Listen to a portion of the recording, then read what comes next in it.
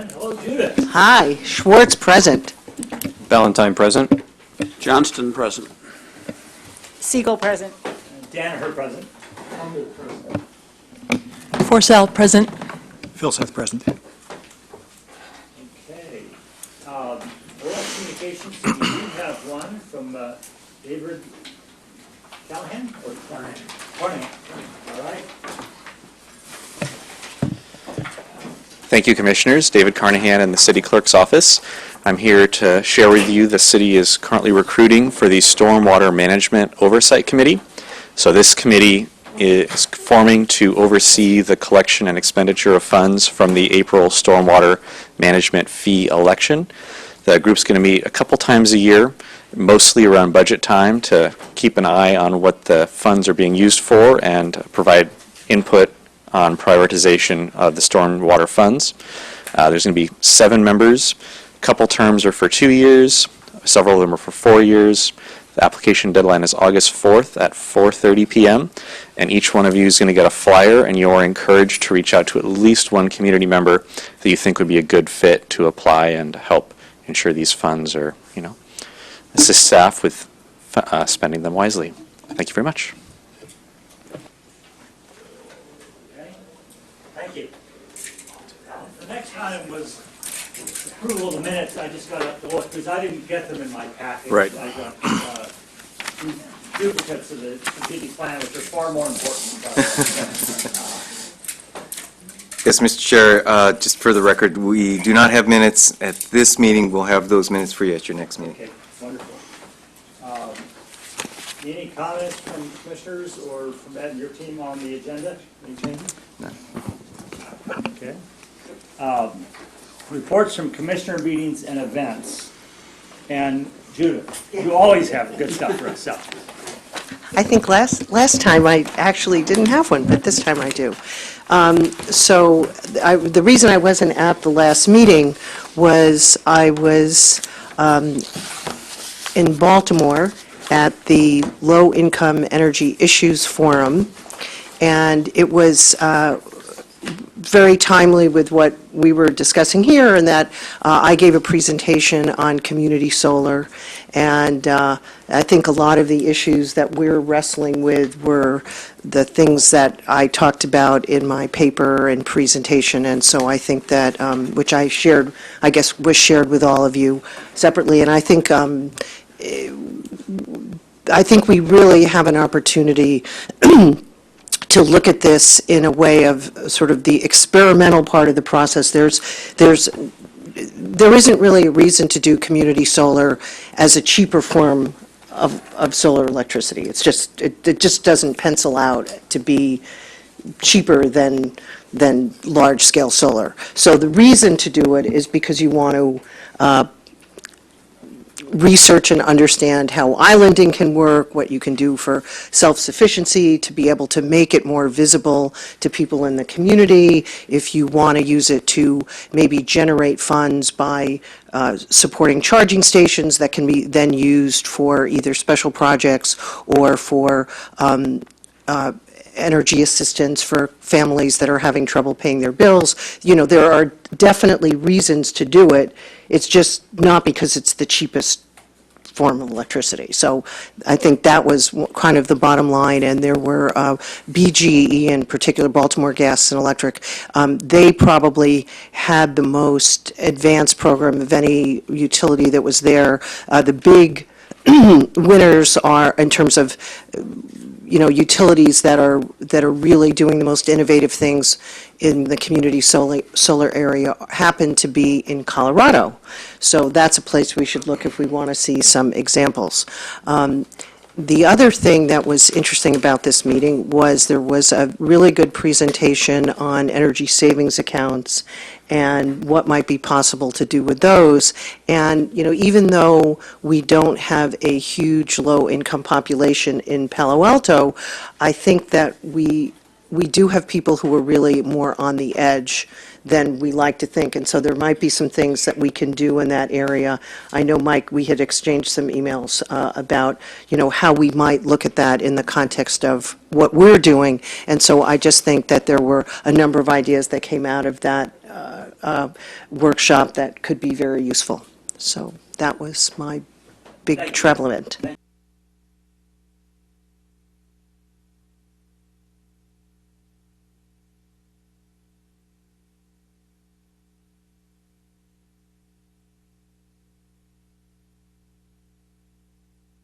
Yeah, so I spent last week meetings in Lisbon with a number of European utilities and helping to put together an association which we hope will accelerate the implementation of energy efficiency and other new technologies for utilities as they grapple with the rapidly changing world. So they have some of the same things we do, but from a bigger scale. They're more out to make money, a lot of these utilities, and we don't have that as our objective, though we want to be efficient. So most of them have already adopted smart meters and are working about, how do we make the most of those. Most are also grappling with what do we do with the EV market, and as you get millions of EVs on the road, what can you do with that reservoir of energy storage? Tesla has that in their plans, and others, and the utilities want to get their mitts on that too for demand response and frequency regulation and time shifting and so forth. So this is our initial organizational meeting. We're introducing startups to each other that might be funded, thinking about collaborating on pilot projects and others, and surprisingly, the people, these utilities in the operations groups don't talk with each other very much. And so this is one of the objectives of that forum. And we'll eventually include U.S. utilities and elsewhere if it goes well. I did tell them we had an American utility represented there, but a big one. So enough on commissioner comments. Director of Utilities report. Very good, Mr. Chair, members of the commission. I have a few items to report on. Okay. First, would like to do a quick debrief on the heat wave we experienced the week of June 19th. Would like to advise the commission that on Thursday, June 22nd, we did experience our peak demand for the season at 171.1 megawatts. During that week, the utility activated our demand response program, including 4 customers, one of which is Palo Alto City Hall. Those customers were able to achieve a 14% reduction in load by managing building energy use during the hot afternoons. In total, they reduced demand by 724 kilowatts, with the city achieving more than 50 kilowatts, or about 11% in our peak demand reduction. Follow-up on our carbon neutral gas program. Carbon neutrality for the gas utility went into effect with our fiscal year, July 1st. Staff will be purchasing carbon offsets for carbon emissions corresponding to natural gas use after that date. Up until September 1st, we anticipate that this will be funded through revenue from sale of our cap and trade program allowances. As of September, customers will begin seeing the line item in their bills as will be used to purchase the carbon offsets. This charge was originally approved, or has been approved by the council as a part of the budget. It's not currently reflected in the rate schedule, and so we will be bringing back to the council this revision to the rate schedule and continuing our outreach to customers over the next few months. Let's see, on the budget, on June 27th, City Council adopted its budgets, including all rate changes recommended by this commission. This included the 3% decrease in water rates, net decrease in water rates, and 12 to 14% increase in the electric rates to pay for a new renewable energy projects coming online, increased transmission rates, and infrastructure investment. No changes to gas or sewer rates, aside from previously discussed carbon offsets for the carbon neutral gas program. And with this increase, Palo Alto electric rates remain more than 35% lower than PG&E. Did have to note that. And the overall utility bill for a median Palo Alto resident continues to be lower than most residents pay in neighboring communities. We do have an overview of our rate adjustments available on the city's website, cityofpaloalto.org/rates overview. Let's see, on water quality, each year our utilities provides or publishes our annual consumer confidence report informing customers of our water quality status. This report, conditions for 2016, is now available online in a number of languages at cityofpaloalto.org/water-quality. Customers may also contact us for printed copies. Gas safety awareness. Next topic. As a gas utility, city is required to maintain a public awareness outreach campaign about gas safety, which includes distributing an annual gas safety awareness brochure. These brochures will be included with our July utility bills and will also be mailed to non-customers living around gas pipelines, as well as public officials, emergency responders, locators, excavators, contractors, and plumbers working in and around Palo Alto. So we do contact properties and entities in neighboring communities adjacent to Palo Alto. Brochure is available online in, again, a number of languages at cityofpaloalto.org/safe-utilities. I think you have probably experienced and will, again, this year, the robocalls on gas safety, which we hear is an annoyance, and the joke among staff is if they're annoyed, they're aware. So while it's not the most welcome call, it does certainly serve its purpose. And our last note, that our city open house was a success last week at the Municipal Services Center on Monday, July 3rd. The Utilities Department, along with other city departments, hosted an open house at our Municipal Services Center. It was an opportunity for staff to showcase some of the behind-the-scenes work that we do for the Palo Alto community. We had city employees, their families, members of the public able to enjoy food, music, and fun activities and special project demonstrations about key city services. Majority of attendees who provided feedback on the event rated it as excellent and requested that we host it annually, so we're already planning next year's. Many expressed appreciation for the variety of displays and information presented, complimenting staff on knowledge, pride, and enthusiasm for the work they do. We look forward to bringing this event back next year and further expanding on its size and success. We appreciate all of the staff efforts and members of the community that were able to join us. Hey, could you mention the chili cook-off? I forgot to say. Oh, yes. I think that was fun. And the chili cook-off, not essentially a utilities activity, but nonetheless, the day after our open house, it was quite a community event. Commissioner Schwartz, myself were there. Very good. so. I recommend it. Absolutely. I might have an in on judging if you were interested in subsequent years. That concludes my report.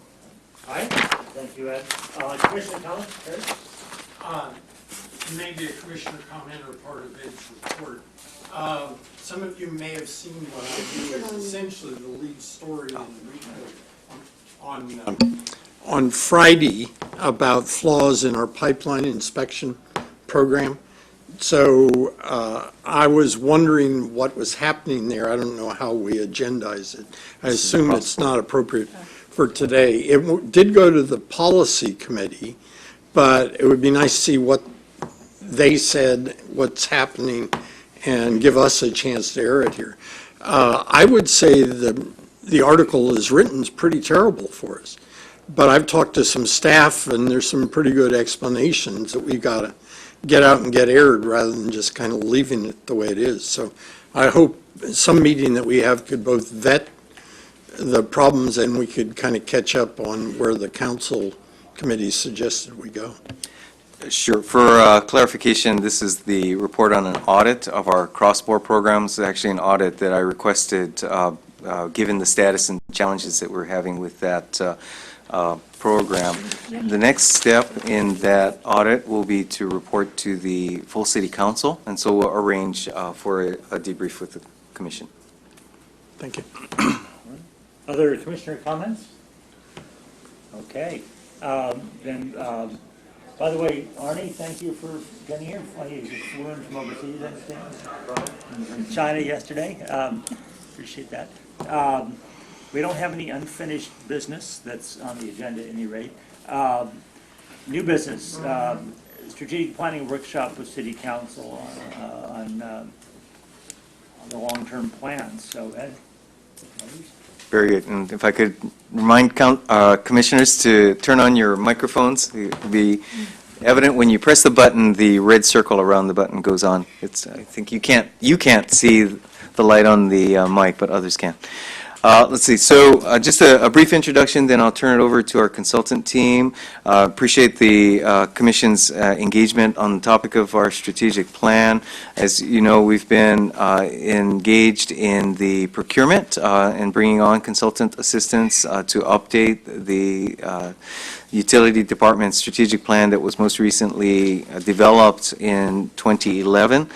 Our consultant team selected is NewGen Strategies and Solution, and we have Tony Georges, who will be representing the company, along with Fred Wellington from company.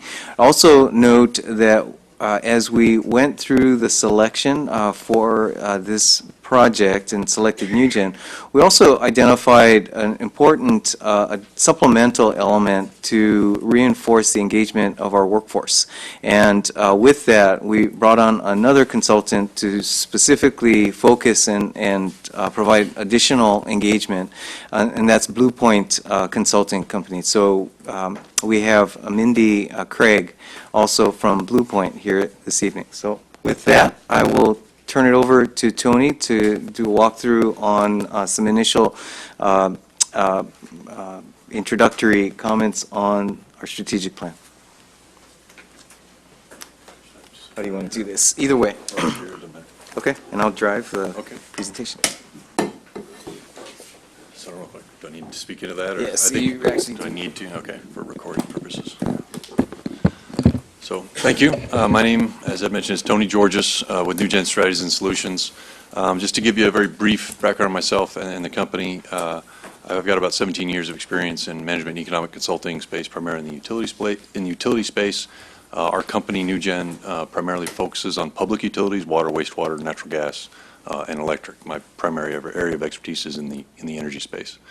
I'm just going to give an overview of the overall project today. We can maybe flip forward to the agenda, sorry. Just give you a quick overview of the project process, give you kind of a baseline understanding of what we're going to be moving forward with over the next 3 to 4 months.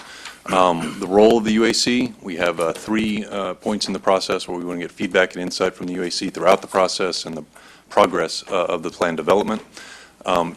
Speak to some utility market trends. In reading the bios and talking to staff, I'm encouraged by the level of subject matter expertise on the UAC. This will definitely be one of the more informed boards that I've been to. So I look forward to that. And then finally, there's a couple of slides where I'd like to gain a little bit of insight on vision, mission, key trends that we need to address or that you feel that we need to address in the process of the plan development. So, just an overall strategic plan, if you have not been involved with one or would like to know some of the details of it.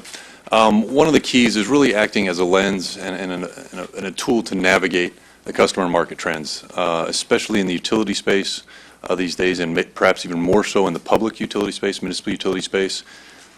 It's borderline chaotic at times. Things are changing very quickly. The role of technology and customers engaging in the utilities, resource availability. It's a wonderful time to be a consultant, a little bit more difficult time to be a utility. But overall, we need to align Palo Alto's utilities vision, strategic destination, with the tactical activities and decisions. So at a high level, the vision and strategic direction should inform and guide prioritization and decisions in regards to strategic initiatives or tactics, organizational development, things like that. So we need to connect that, and that bottom bullet speaks to that as well, is providing that line of sight, not just from the overall plan, but from the plan to the staff in the organization. So each individual within the organization can see their role and their contribution, perhaps to a tactic or an element within the plan, but they can see their contribution and connection to the plan. That's something that's been reinforced with some initial discussions that we've had with staff so far. One of the other items in prioritization that I would like to kind of touch on is oftentimes in utilities we're more analytical individuals in the utilities, and we can have laundry lists of projects and initiatives that we want to accomplish. In the current strategic plan, I believe there's 31 objectives and a minimum of 13 strategic initiatives. As you probably know, there's limited resources, human and financial, so we do want to use this as a way to filter and inform where we prioritize those resources and what projects and initiatives we put those on. So again, kind of keep that in mind. Thank you. Project approach. We propose kind of a two-step approach, looking at an update, and it's probably, an update maybe a little light of a term, but we're probably looking at a pretty comprehensive review and update of the overall plan, even looking into the strategic destination and the vision of the utility, getting some feedback on that, which we'll later today, or later in the presentation. Not only refreshing the plan or updating the plan, but then cascading that into the organization. That was early on identified as a key need. We need to connect the plan to everyone in the organization, make sure we're aligned and all working in the same direction. Right hand knows what the left hand is doing and so forth. Roles and responsibilities, I'll touch on this and we'll get a little bit more into the stakeholder engagement. But consultants obviously will lead the plan development, facilitate, we provide subject matter expertise. We have extensive internal stakeholder engagement throughout the process, gathering that from within the organization and staff, in addition to external stakeholder engagement at the bottom there being the UAC, you being one of those elements. We have 3 meetings scheduled with the UAC.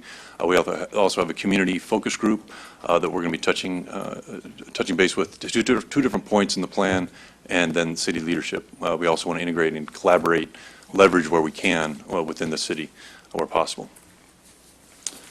So the overall process, just a quick overview. We're in the process of the kickoff right now, getting started of identifying the core planning team. The core planning team is really the engine that's going to drive internally within the organization, to drive the development. I think we have 25 members identified for that. We have broad and deep representation within the utility. This group will meet 4 times. The CPT, the core planning team, will meet 4 times to develop the plan and really drive it. Also build strategic planning expertise and capacity within the organization. So as we as consultants kind of come on board, we help facilitate the development of the plan. We have people that are learning and we'll make it come to life as we leave. So you don't need a consultant here running things. You want that to live within the organization. The main meat of the process is really the workshops.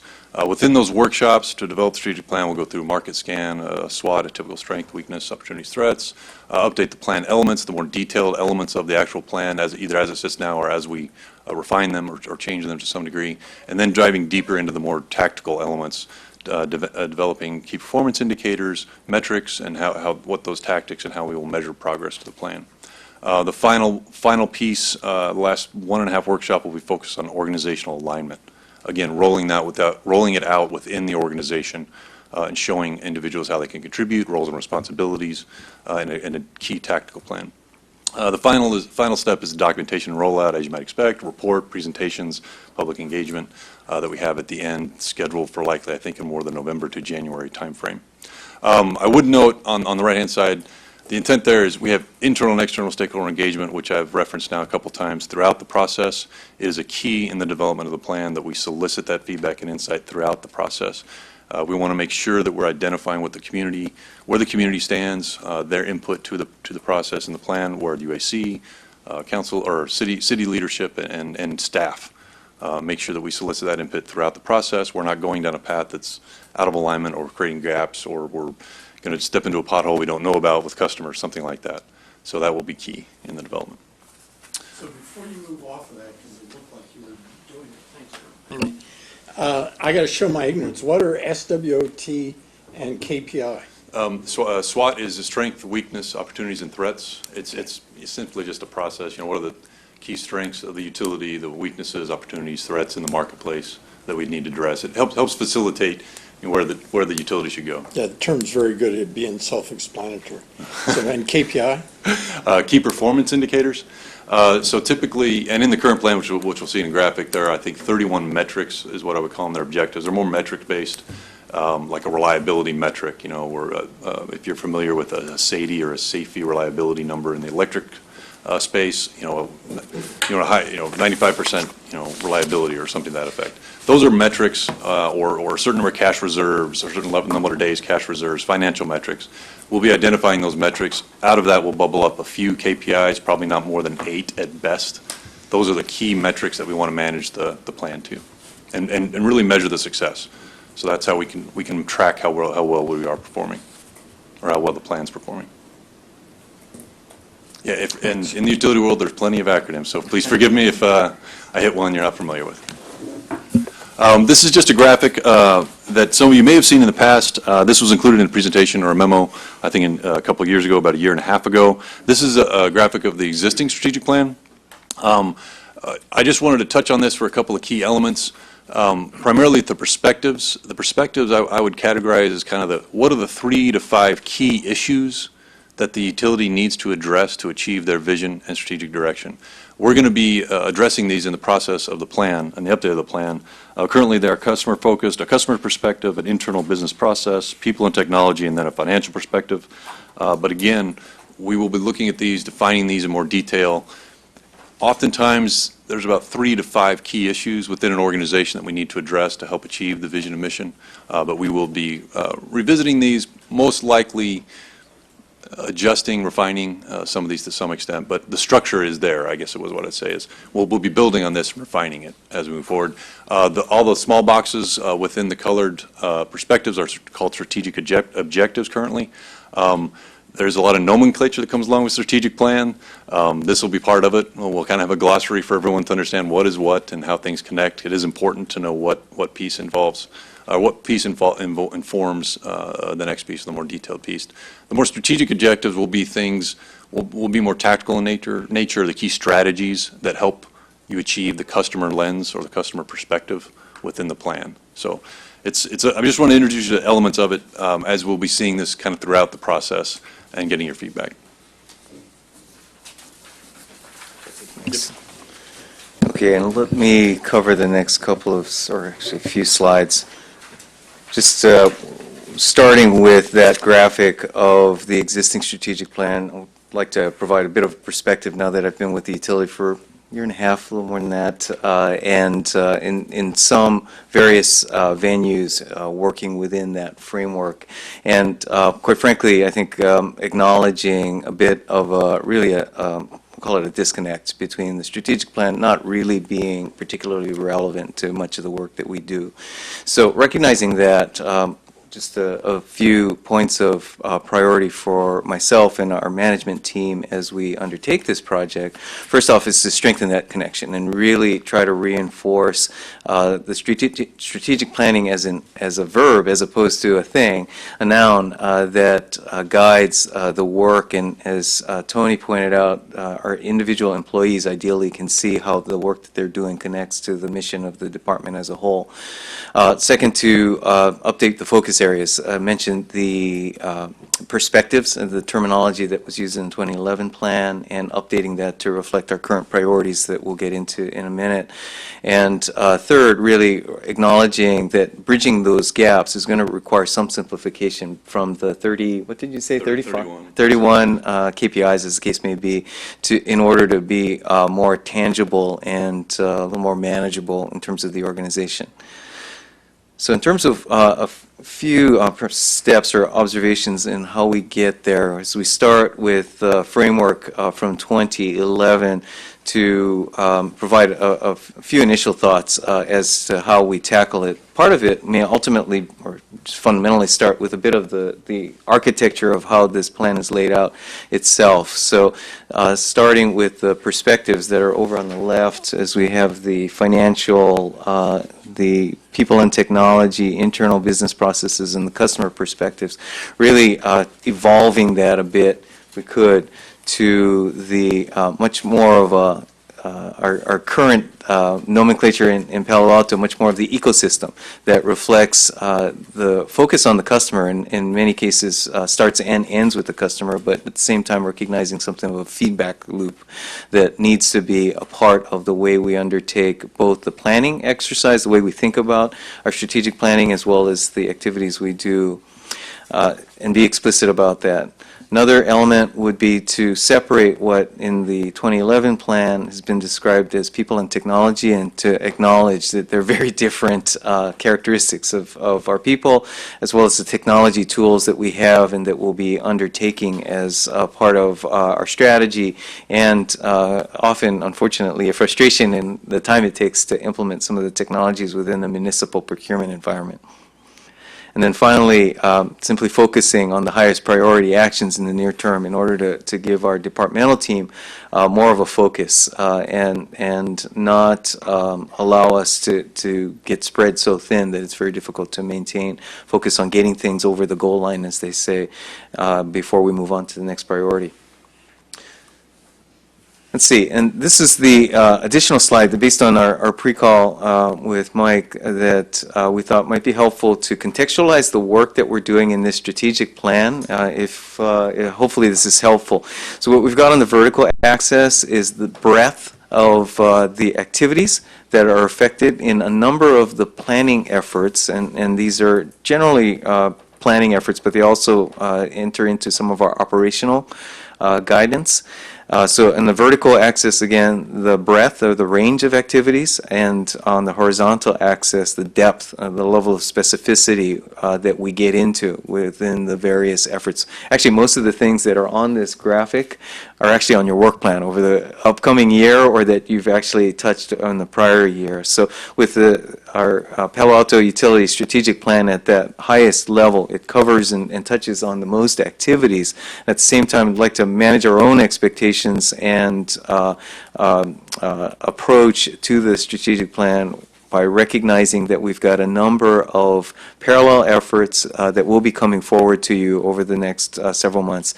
One that we mentioned, I believe it was last month, if not the month before, the Smart Grid Technology Roadmap, which is also ongoing work, which will be more detailed, but we want to be guided by the strategic planning work that we're undertaking. And there's some of the priorities and questions of the position of the utility relative to how aggressively we'll be undertaking technology in various forms, as some example.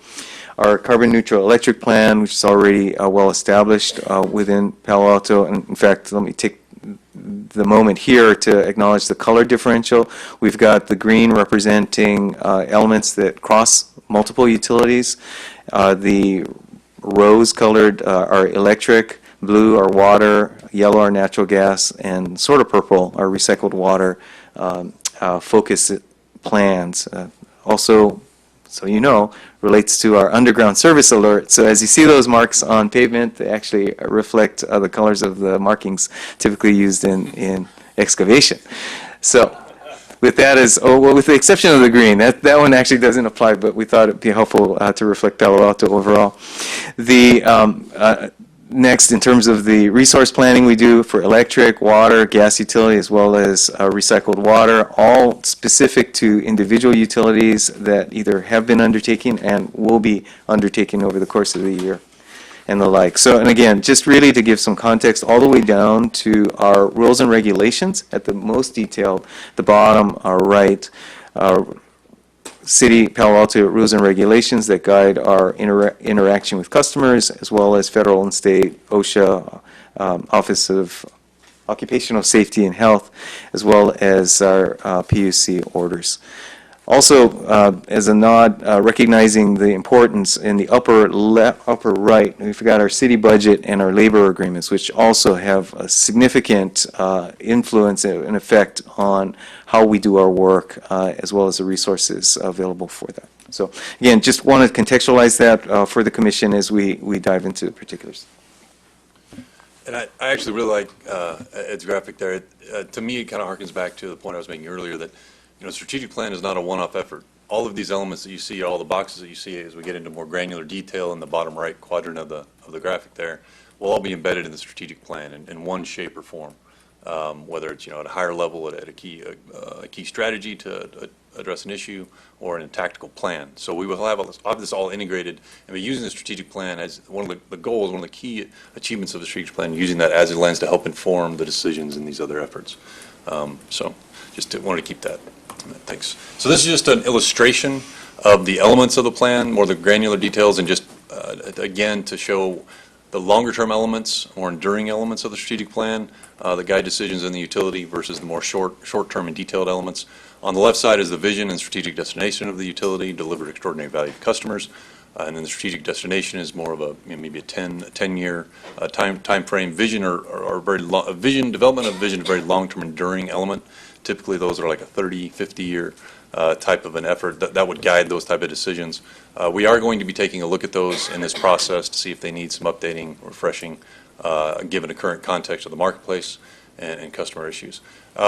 This is not all pieces of the plan, it's just to illustrate some of the portions. That second level, this to the right, the perspectives of the customer and community and internal business processes, again, those are the key issues we need to address.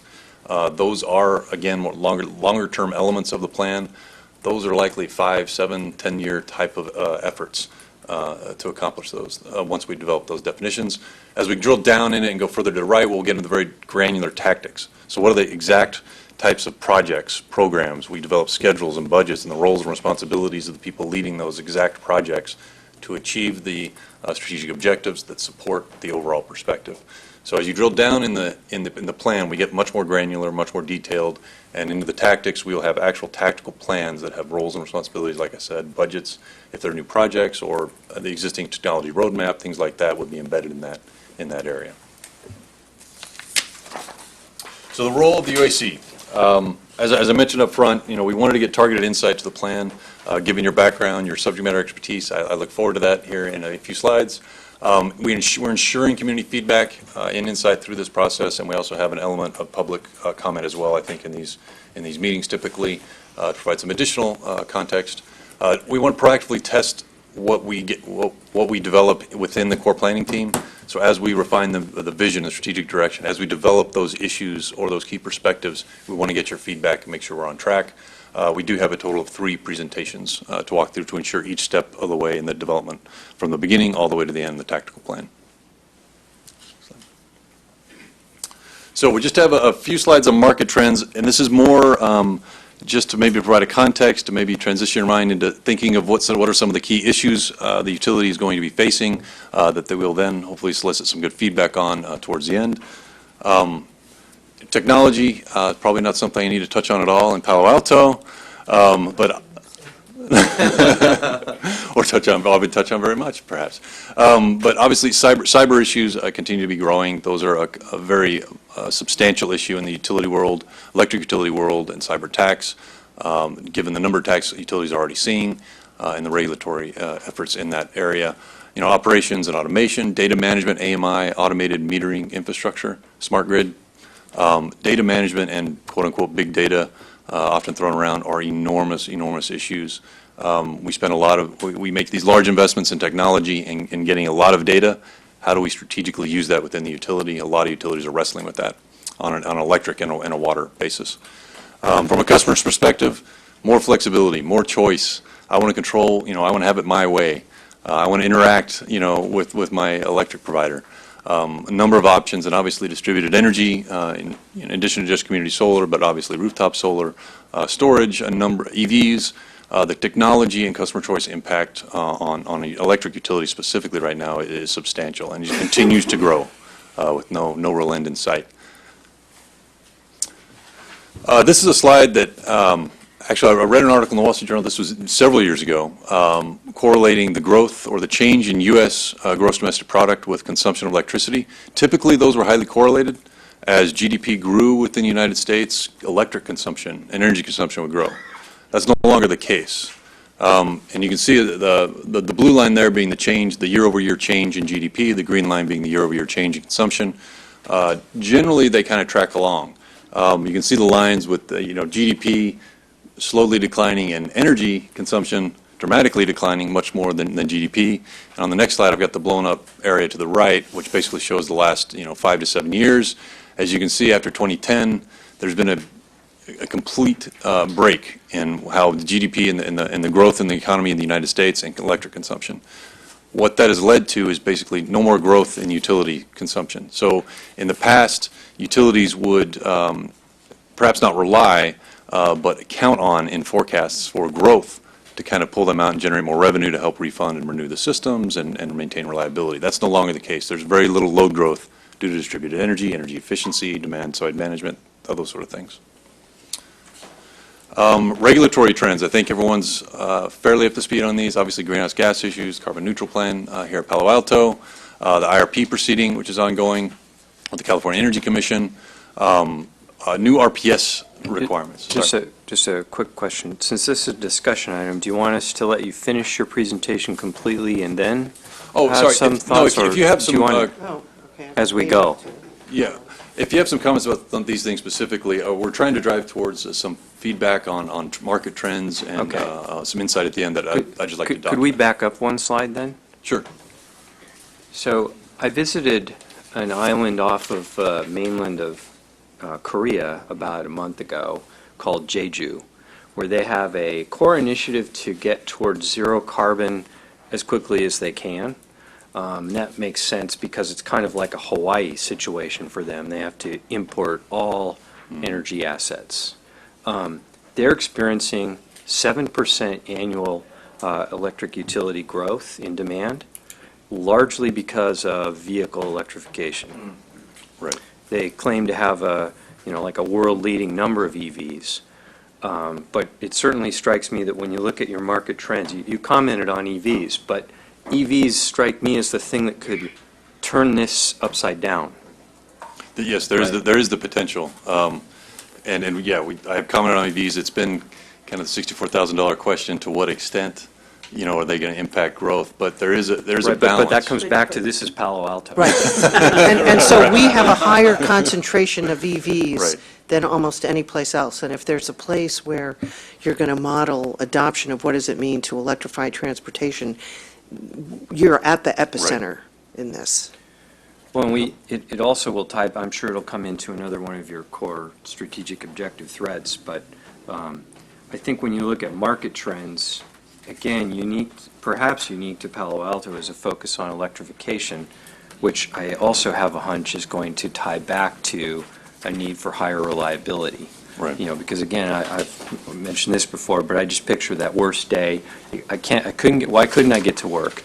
Well, I couldn't charge my car, I couldn't get my garage door to open from my iPhone, which wasn't charged, and then I couldn't telecommute in because I didn't have power to connect online anyway, even if I had fiber to my house, Whereas if all that was done with water or natural gas, I probably would have been happy. Yeah, For the record, we actually received that complaint last week when we had an outage that went for a few hours, that very closely mirrored that example. you couldn't cook your bacon, you couldn't fry your eggs, yeah. No, electrification is, whether it's EVs or, transition of gas into electric, one of the other elements in the regulatory part, and the extent of the EV penetration could lead to growth. The number of net zero homes potentially growing in conjunction with that. I mean, so there's kind of a pendulum there on how far that goes. And forecasting, obviously, we calculate what those scenarios may look like. And I think that one of the things that Commissioner Ballantyne and I have been talking about is that some of the assumptions on electrification that have been made previously were maybe not the right assumptions if the goal was better dealing with the environment and are actually going to also cost people more. So I don't want it to, I think it's really important to not just assume that building electrification has the same enthusiasm from all of us as transportation electrification. Right. The other thing is that I don't think you should assume that everybody on the UAC is familiar with all the California regulatory Okay. trends. And so I think it's worth, to the extent that you think that these are important, to spend a little time in those, because Sure. don't. So my understanding, this is just an overview now, and we'll have another session where we get to do a deep dive on these. Correct. On these. Okay. So some of the elements here, California obviously is on the forefront of just about everything, technology, regulations, and especially in the utility world. And what happens in California kind of cascades to the rest of the country eventually. Some of these that I guess would touch on, hydro, we go from a drought of 3 or 4 years to, surplus hydro. With the 50% renewable goal, does Palo Alto need to shed hydro to meet the renewable goals? If you're familiar in the energy market in California with what's called the duck curve, the ramping needs from all the solar and time of use, the conjunction of solar and time of use rates, kind of exacerbating that problem. Those type of things are now being regulated such that your utilities are forced to look at that and how they're going to meet that ramping need and maintain the reliability to customers so they can, cook their eggs and plug in their iPhone. I think that again, in terms of something that is unique to this community, is that, you've got the things happening where there's negative pricing at Right. certain times of day. And so I think one of the things that we see in Palo Alto is that people care a lot about the carbon content as much as they care about the price in some circumstances. And so, I think we need to really be looking at that in a way that might be more sophisticated than a lot of other utilities have to look at it. Because the staff has been oriented with good reason to trying to get the cheapest cost electricity, but then if it makes it so we're really dealing with brown power at a large, at key parts of the day, is that really what we want to do? But to have people understand that just saying a slogan of that we're carbon neutral does not make it that we actually are carbon neutral. And so we really need to be digging deeper in what that really means. And so, for example, the idea of, do we want to shed hydropower? I don't know that we want to, if it's available. And so, because that really is green power, so I think I think it needs to go beyond sort of just catchphrases and slogans as we interact with you on this. Sure. No, absolutely. One of the other items I would probably note, that the requirements, the construction of building codes and how things are continue to evolve. And this is a national trend, in addition to California. Building codes are evolving. Homes, commercial buildings are so much more efficient. The ability to install solar, they have to have EV connectivity, embedded in the new homes. Those things will just continue and continue to probably suppress some of the demand in the market for electricity. So Tony, I've got acronymitis. Could you tell me the two CEC presentations, the Energy Commission ones? And What are those proceedings? This will have to defer to Ed, or Fred. He's our resource planning expert. But Okay.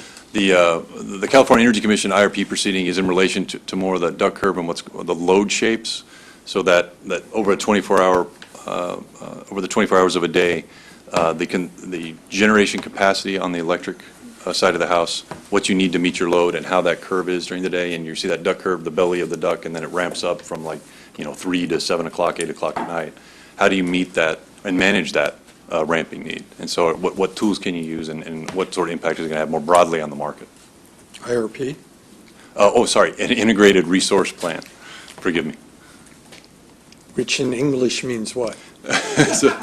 So it's a planning process by which a utility for the electric utility and even a water utility, it's how are you going to meet your needs? How do you meet the load to serve your customers? And show what generation capacity, technologies, how often they're operating, costs, things of that nature. Thanks. Sure. Next slide. Natural gas, I'm actually from Denver, Colorado, so the Rockies Express pipeline was kind of close to home. In 2007, if you're not familiar with the this transmission pipeline, this was constructed to send all the gas out of Colorado when we had cheap gas, to send it to the Midwest and the East. That changed over the course of 2 or 3 years, and they shifted the flow, and it's coming right back to us. So the Marcellus Shale in the Northeast Pennsylvania, they've now expanded that, and there's even more gas coming our way. So this is just kind of an anecdotal news item to show what you plan for initially, is not necessarily what's going to happen 3-4 years down the road. LNG exports. This has been kind of a hot topic locally. We have a national resource due to all the fracking. We have a great deal of natural gas. Are we going to start exporting all this? Typically, it's been kind of positioned as more of a political tool, and continues to be with Europe and Russia. So there is one operating LNG liquefied natural gas export terminal in the U.S. It's operating on the coast of Texas and Louisiana. There are 5 more potential export terminals under construction. Obviously, environmental concerns about fracking, methane concerns, water and air quality and flaring related to those things as well. They do generate a great deal of waste methane that needs to be dealt with. Water. In California, you've just, like I said, went through 3, 4, 5 years of drought, and now we've got surplus hydro available from a huge snowpack and in rain year. Just the resource availability, that's been an issue again across the country. The normal planning for what is a normal year anymore, that doesn't really exist, especially for water utilities. Regulatory impacts as far as limitations of rate making, some of the propositions in Senate bills related to the types of rates that you can impose and incentivize different behaviors. Those could be considered a tax, now emphasizing more what's called a marginal cost basis rather than looking at an averaged costs. So that is impacting some utilities and the rates. Resource availability, as we mentioned, utilities are typically encouraging customers to conserve. Okay, well, I've conserved a lot of water. Why my rates just go up? If I use less, I should pay less. And so there's an issue in messaging there. But that's, and again, another national and California trend. Aging infrastructure, another national trend. As we see growth and consumption drop, we don't have as much money to reinvest in the system. And then finally, automated metering infrastructure, the smart grid effort, which I think the UAC is familiar with some of those efforts. Finally, workforce trends. This is a graphic that kind of shows the boomers, the baby boomers exit from the workforce, and then the millennials entrance, which we're already seeing to a large extent. This has been an enormous concern in the utility space for quite some time. The utility workforce is often aging. You don't see a lot of younger folks coming into the utility space in the market these days. Some areas more than others, but 50% leaving in 5 to 10 years. There's a paradigm shift and the motivation, the collaboration, how millennials work versus how a baby boomer works. Much more collaborative in nature, volunteer. They're the most educated. They're much more sustainability focused than other generations. The way in which they identify more with the millennial generation identifies more with technology than any other generation we've had. The integration of technology is woven into their life, and it's now, even we see it within our company, it's woven into how they do their work. So it's a major issue. So one other thing that you have to understand is different about Palo Alto than any place you've ever been is that the people who created the technology that the Right, boomers right here. use live in town in incredibly high numbers. And a lot of times, they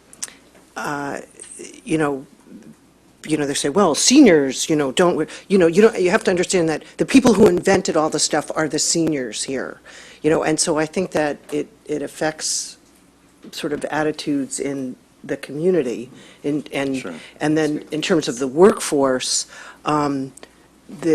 we have such an incredible problem with affordable housing that any holistic examination of what it takes to get younger people to be in the workforce, I think has to include where are they going to live? Because I think as we look at resiliency and other issues, the idea that our emergency crews, have to live 2 and 3 hours out of town, in the case of an emergency, they're not going to be able to get here in their electric cars. So I think that may not always be the case. If you look at a small rural utility, and Agreed. it's not a problem, but for us, it really is an exceptionally huge issue. And that's so one of the anecdotal stories I can share is more on the lineman side, typically like electric linemen or like water distribution type operations folks. Those folks are often utilities often have a hard time filling those positions. And especially in Palo Alto, it's just exacerbated, as you just mentioned. And we see a lot of older or aging workforce there and exiting the workforce, and there's no one to backfill, so it's now going out to contracting, and where are those contractors located? What control do you have over them, affecting reliability of the system? So how do we attract those millennials? And not only in how do we attract with the organization, but how do we keep them in Palo Alto, addressing all the other more external issues that we have to deal with as well? That's an excellent point. Next slide. So, Just 1 second. Oh, sure. Ed, how do the UAC, the Palo Alto utilities line up? What percentage of the workforce from your department is expected to retire in the next five years? We actually do have a very high percentage. I don't recall what the number is. I'm not sure if any of our other folks do. Eligible and likely percentage, 35 to 50%. That's the number just quoted. Okay, all right. very, very common. A lot of utilities are in that same bucket. And in addition to some of the issues that Ed actually raised earlier with the strategic plan overall, some of these are fairly common issues in the utility space. Palo Alto has some that I think there's an extra layer, or they're either exacerbated an issue here, or there's other elements we have to consider, but it is very common. Okay, so I just got a couple slides, and then I would, this is transitioning more into where I would really like to get your feedback on some of the market trends and where Palo Alto, the utilities needs to be in the next 10 years and long term. This is just a snapshot I like to do just to show how much can change in 10 years. And 10 years ago in 2007, no EVs were available. There were 315,000. We got this one. Fair enough. You go ahead. There were, Remember your audience. but just to be careful, there were EVs in Palo Alto in 2007, not like 1 block from my house, so. That I wouldn't, I was widely commercially available, I guess I'll caveat by saying that. And then now transitioning forward, the renewables in the country have tripled, or the number of states are 37 states with RPSs or some sort of goal. The amount of renewable energy on the grid has tripled in the 10 years, from about 100,000 gigawatts to 300,000 gigawatts. A similar story here in California, roughly tripled. 160,000 EVs sold in 2016. Obviously, you know about Tesla and what they're about to start producing by the end of the year. Roughly 50% of electric customers in the United States now have a smart meter or an automated metering infrastructure, automated meter. And you know that we're like the pocket in California that That does not, yes. Lodi and. Yes. It's coming, right. So, yeah, this is really changing. My take on smart meters, a lot of utilities have gotten them in place. Now they're trying to figure out what to do with all the data and what to do with them. There's just been kind of a billing system, and now it's like, oh, we've got all this data, now what can we do with it? So we're seeing another a wave of different efforts in technology space and what to do from the utility side versus what they can do from the plug-and-play side from a customer standpoint. Storms, obviously, and the millennial generation, which we've touched on now, entering the workforce. So this is where I'm interested in getting some feedback, and I'll start jotting it down on the flip charts. So what we'd like to solicit to help inform our vision and strategic direction efforts in evaluating the current vision and strategic direction for Palo Alto Utilities is to get your insight what are the key trends that the utility must address in the next 5 to 10 years. What are the key trends that you're seeing right now that you would expect, from somebody who was building had an EV in their garage, 10 years ago. Now we've got 100,000 in Palo Alto. What type of trends do you see that are going to be impacting the utility from where we're at right now in the 10-year time frame that we need to address within the context of the plan? I'm going to just interrupt for a second. Let's have this discussion. It's good.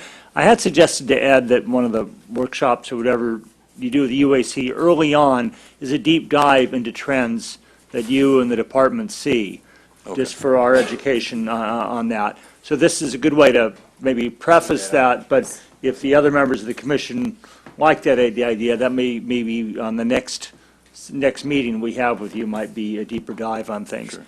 But So I actually, can I ask a process question before we get into the content here? So, because I thought we were waiting till the end to ask the question. So the way you structured our involvement, okay, is it that we only get to talk about it at UAC meetings, or are there other places for a subset of us? What are the Brown Act limitations? I don't want to have it just be that once a month we get a presentation and that's the only time we get to comment. Initially, we've scheduled 3 meetings, this being one of our 3 attempted workshops. One now to kind of kick off the effort to help inform the higher level, longer term elements of the plan. As we develop the other elements and we get down into the perspectives and some of the more tactical elements, we have another meeting scheduled August, I forget, is it 21st? I believe is the date. That's the joint UAC council meeting. Okay, so, That's one you're missing. She won't be. Oh, okay. so the thing is that these kind of meetings are not a workshop, okay? This is not what I consider an interactive workshop. It's not. So is it a Brown Act reason that we can't have other kinds of interaction, or what's the reasoning for limiting it to that?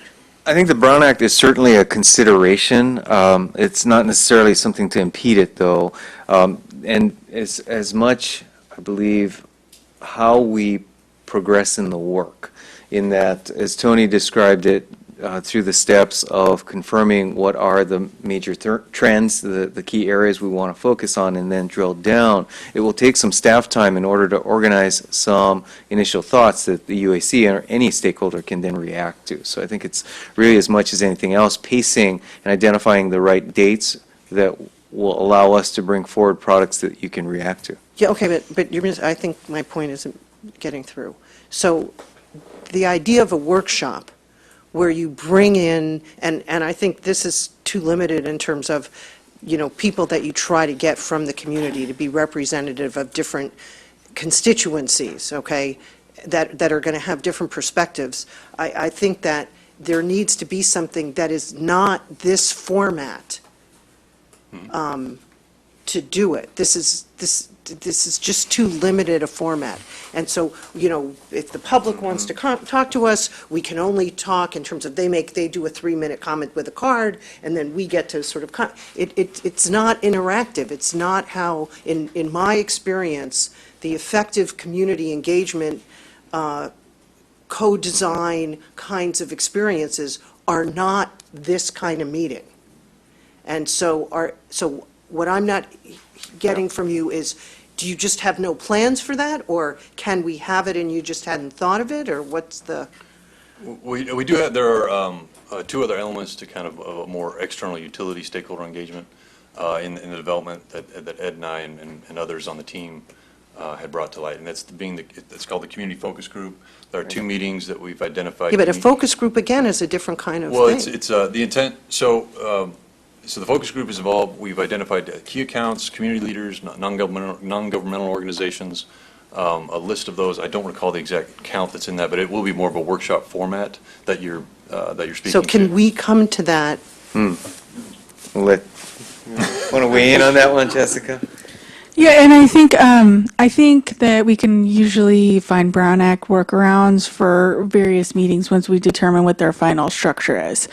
So sometimes if there is like a more formal, a lot of times Brown Act is just about if there's going to be a quorum of you guys here, then we need to notice it and we need to agendize what we're talking about. So a lot of it is just ensuring that we have the right documentation in place. There's also other scenarios where there's like conferences or more kind of policy type meetings where there's Brown Act exceptions. So I don't feel like, I think it sounds like there's some discussions that need to happen in terms of like what would the structure of this meeting look like, and getting a meeting of the minds. And then I feel confident we'd be able to find a way in terms of the Brown Act to let everyone be able to participate within the requirements. The Brown Act, bottom line, I don't see the Brown Act being like an impediment to having a meeting of a creative structure. And so if I might recap that early in the second slide, Tony has in his bullet point the proposed role of the UAC. I think it's an open question. And so if the UAC would like a different format of engagement, one extreme would be in the case of our Sustainability Climate Action Plan, we held a Saturday, y'all come, somewhat open agenda with small tables and allow people to provide their input in that way. Quite frankly, we didn't think we'd get that kind of engagement, and so we haven't designed this process around an expectation that there would be that level of community interest. That said, if the UAC thinks that there is, we can pivot accordingly, but we'd appreciate that feedback in order to decide how best to approach it. You go ahead. Oh, sorry. Okay, and then just to kind of pick up on Ed's point, I think if I remember correctly, I would need to double check, but I think that we did just notice, since we knew all the council members or a quorum would be there, we noticed the meeting and we agendized the topics to be discussed, and that's how we sort of dealt with the Brown Act issues. So it wasn't a big deal. Judith, I want to thank you for bringing up the question, and maybe just for the flow of this conversation, let's get the Commission's comments on the process first, and then we can come back to this issue on, trends and the like. So Judith made one comment, and I'd like to invite anybody else who has thoughts on what we can do to make this process effective. And also, I want pushback from Ed on what's practical for the staff and not too burdensome and the like. So I'll just throw in a couple of things that strike me. I'm comfortable with one big grand public input meeting rather than the kinds of other types of formats we're talking about. And my experience, having been a public official using focus groups, is those are not public meetings. We've got to have enough time to focus to let those individuals answer and respond to things in depth, and I don't want them feeling like they got to worry about what their neighbors think.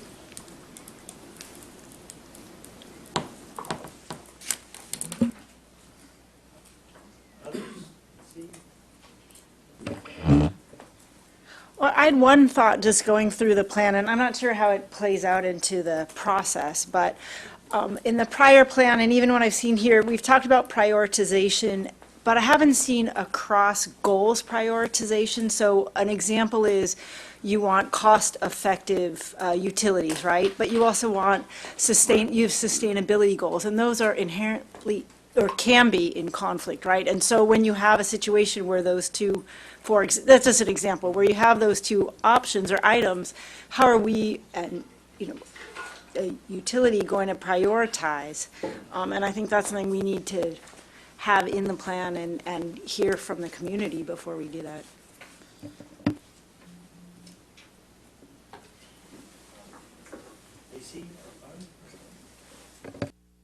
I had a few comments, some of which I shared with Ed earlier, and not everything has to be done as a meeting, not everything has to involve us, but I think certainly people like Judith will have a lot of insights. I have a chance to meet with staff in that.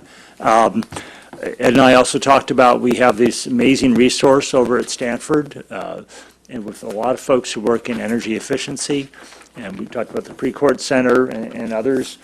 Staff should reach out to them. That doesn't need to be a quote workshop or whatever. It's however you can get their time and input on that. From the point of view of the commission's involvement,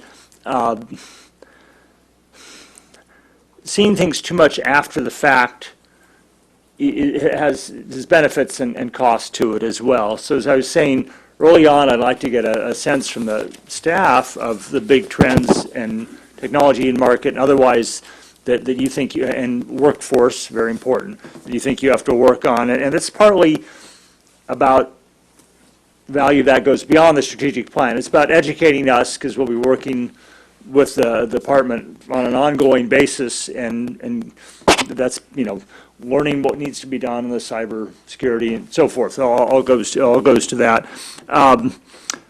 I'd like to know, as you get further into the process, what trade-offs you're making, or what decisions have you made to take things off the list? Not just what are you presenting to us, here's what we recommend, but what were the decisions we made during that process? That can be very informative on that.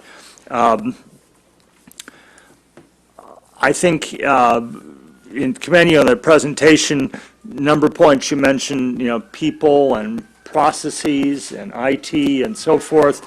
And this group's probably more interested in the newfangled technologies, but that's probably key to what the department is doing, and would love more in-depth discussion on that at some point. Now, I understand some of the budget and staffing and labor rules are beyond us, thankfully, but just how's the department thinking about workflow processes and how IT plays in, and how does that interrelate to our hiring needs and staffing needs going forward. So those were a few thoughts on that. And people may have different perspectives, but I wanted to throw those out. I just want to add on to what you were saying, Chair Danaher, sorry, in his new role,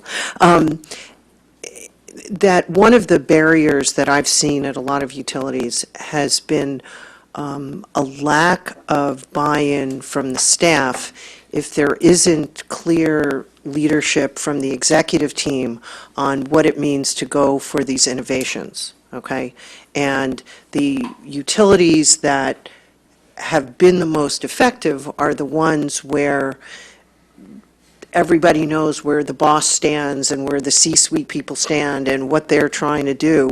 And so, I think that what would be really useful for us to learn about, or for you guys to think about, I don't know exactly how you do it, is, are you all enthusiastic about it? Is this something, the idea of, grid modernization and making these changes, is this something that you go, oh my God? Because I know, I've had conversations with some of the people who retired who would have loved to be working on this stuff and didn't get to do it. And so, some of you I've seen at meetings and events, at conferences, and, I'm guessing that there actually is an appetite for doing some of this internally, but that would be a big, because that's something that if, I can think of one utility I've worked with where, people were just sabotaging it all over the place because they didn't really want their jobs to change. And so, I think that how that piece of the process happens is going to be really instrumental. And I think the vision as it's laid out here is, not a very inspiring vision. And so, I think as we, I know later on we're going to be talking about this joint study session, but the idea of one of the things that I think needs to happen is a vision that people can coalesce around. And this is a community that gets the idea of it, it's not just Tesla and Nest that are in town, there's IDEO got its starter, so it's not like this isn't an area that, knows about visioning and ideation and how do you put something out there. The Bay Area has probably the best video production people to sort of do those kinds of pieces that of any place in the universe. And I think that, we have a good story to tell if we have the right vision that I think people of all ages in Palo Alto will get excited about. I think we have a real opportunity here. And having the staff be aligned, I don't want to put Ed on the spot or something like that, but, I think that's a really important thing.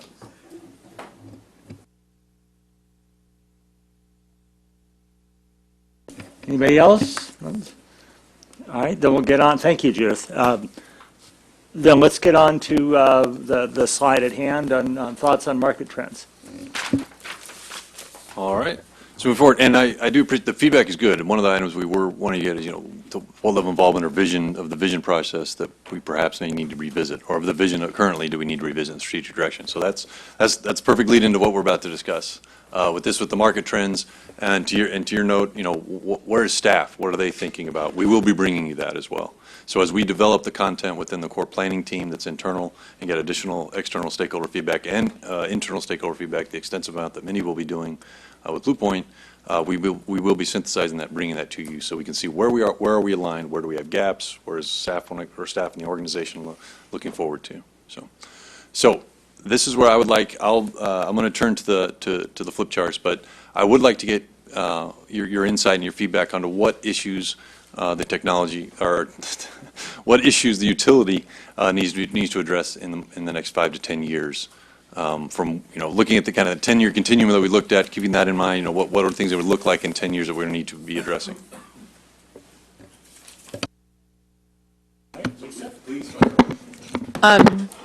So I made a few notes. Obviously, we're all interested in electric vehicles.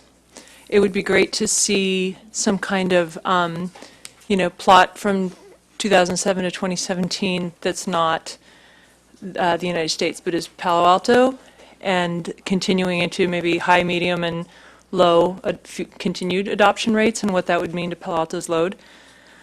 I think a big market trend that you touched on that we need to think about is aging infrastructure, combined with a sharp increase in the cost of replacing and maintaining infrastructure. My understanding is that in the last couple of years, project bids have been coming in at about twice what they were budgeted, which is sort of a profound thing to consider if it's going to continue to exponentially increase or, stay at double rates, but certainly that has a huge impact on our ability to maintain safe, reliable infrastructure. And we've talked about our workforce. We've talked about smart grid. Something we haven't talked about that probably, it's not precisely a market trend, but obviously climate change is a trend, warming, and the effect on water availability. And even though we're not in a drought year this year, I think we would be wise to consider scenarios of what if a drought, being in a drought more often than not is the new normal. And scenarios in which even if there's a fair amount of precipitation, it's not in the form of snowpack. And what does that mean to our water supply? So I'm going to just keep going with a couple more. You mentioned the LNG terminals coming online, and I don't know, you said maybe, the likelihood of those projects actually being completed, but what that will mean for the price of natural gas.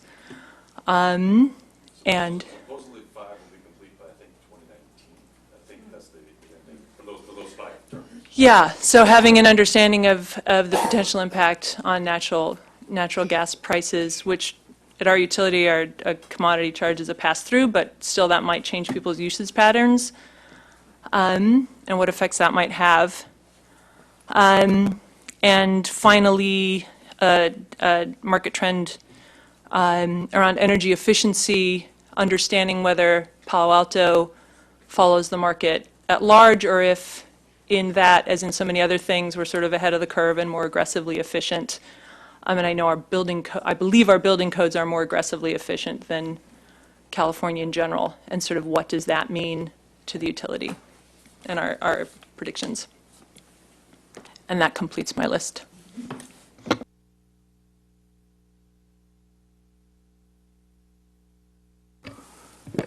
I'll give you a high-level one. I think it's very important to look at the connection between the market forces which are coming out of sustainability innovations, and I realize that's a very broad set of topics. Many of the ones that we just got right there certainly, I think, fit in that category. But the connection between those and maintaining a reliable, safe, resilient set of utility feeds to customers.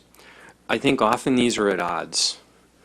And without careful thought around how the market evolves in order to have them not be at odds, but actually be in at least co-opetition, you end up with a big problem. Some examples of what I'm talking about.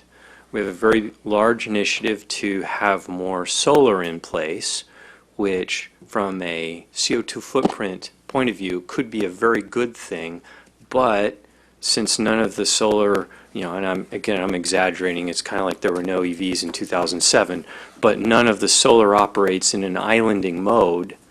When we have a grid outage, the solar doesn't operate and doesn't actually make our infrastructure more resilient.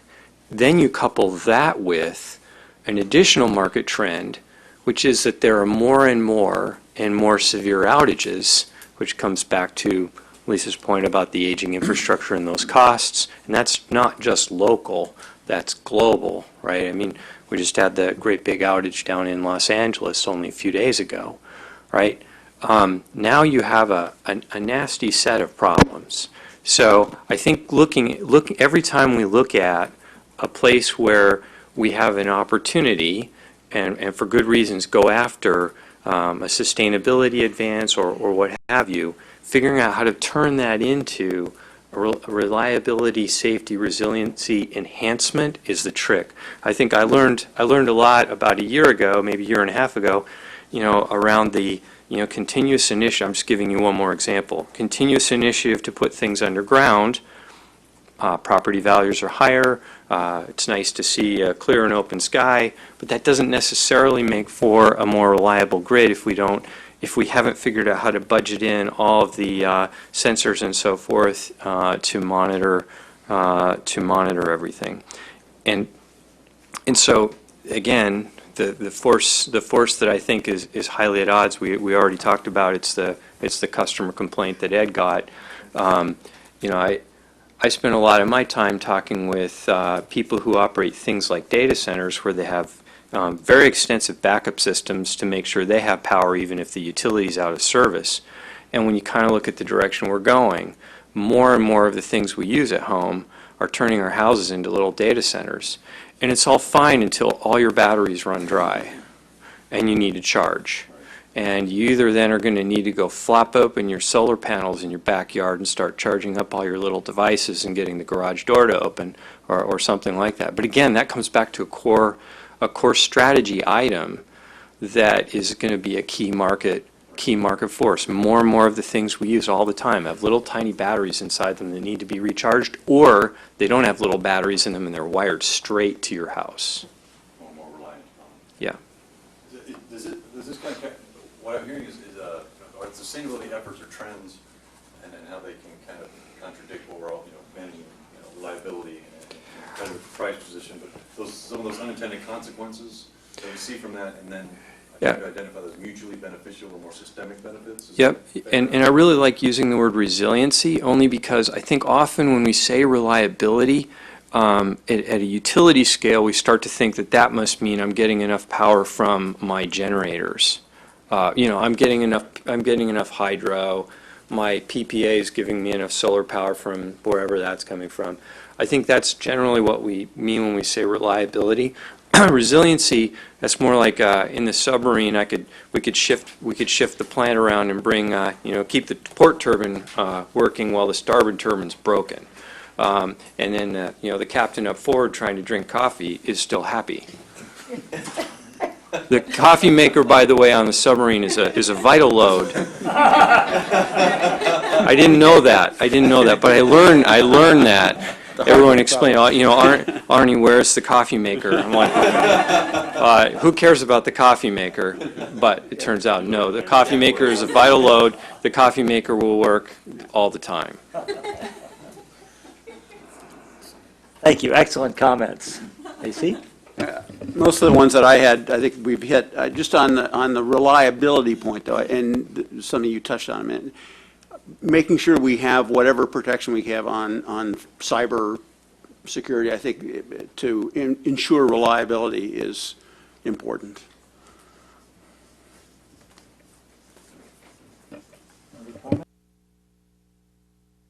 Useless comment. Lisa said all the good stuff that I might have thought up and a lot more other things. But 2 blocks away, you may notice, you may have to, if you're overnight here, walk by it. At Hamilton and Emerson, there's a group called the Institute for the Future. And they have a quote in their window. I want to say we got to do what we're doing here, but roughly the quote says, any reasonable projection about the future is viewed as absurd at the time it is made. I like, there's a lot of quotes like the, Yogi Bear quotes, it's tough to forecast about the, future, but yeah, no, I like that. I like that one. I hadn't heard it. I will go walk by. All right, Judith, anything more? But I want to make sure that I wasn't dominating, so. No, you go first, I'll wait. So I want to sort of add to some of them. So to the idea of climate change and adaptation, I think we also have to look at the idea of sea level rise. They just had that big piece of Antarctica break off, and so one of the radio pieces I heard on the way over here was talking about what's going to happen in Alameda, which is an island sort of on the other side of the Bay Bridge, and what they're expecting to be underwater. Well, we have parts of Palo Alto that we consider the floodplain. What's going to happen if we get a 10-foot sea level rise? Have that to be part of what we're looking at. Another piece that I think is important in terms of the trade-offs between rooftop solar is that Palo Alto is the city of trees. We have this very mild climate, and your house is probably better if you have really good insulation and a lot of trees overhanging to shade it than cutting the trees down and generating electricity. And so I think that leads me to the idea of not looking at what Arnie was talking about not looking at these things in a siloed way, but looking at the interconnectedness. And one of the trends that I see happening is that as AMI is being applied to other resource streams like water and natural gas, you're starting to see companies come out where they're looking at this interconnectedness, okay? So companies are not just going to sell AMI for electricity, they're going to sell AMI for water and gas. Well, one of the advantages that we have in Palo Alto is that because we control 5 resource streams, okay, we can leverage our fiber ring for all of them. We can leverage, what we're doing. If we're going to send something out so we don't have to send a meter reader out, or we're going to be able to do leak detection, okay, that those are the kinds of things that are going to really make a difference. And we're in an unusually good position to be able to model it because we can make more cost-effective decisions because we can sort of leverage pieces of the system that don't have to be duplicated because the water utility doesn't have anything to do with the electric utility. And so I think this idea of integration is key. Oh, and then I think another thing that Mike brought up is the idea of what comes off the plate, okay? So undergrounding, as Arnie said, is a really good example that what you originally did it for and why you did it isn't necessarily still true, okay? And I realize it's really hard to let go of things, but as we get into the discussion that'll be after this about talking about the study session, I think that what often happens is that you get somebody on city council who gets excited about an idea, and then that becomes the direction for the UAC and the utility, and then it may be that circumstances change, and the reason why it seemed like a really fabulous idea to do something 20 years ago or 10 years ago or 5 years ago is no longer state-of-the-art and maybe isn't the best way to do it. So I think really be able to look at, what did they just find out? So you talked about data. So one of the things that I'm doing is I've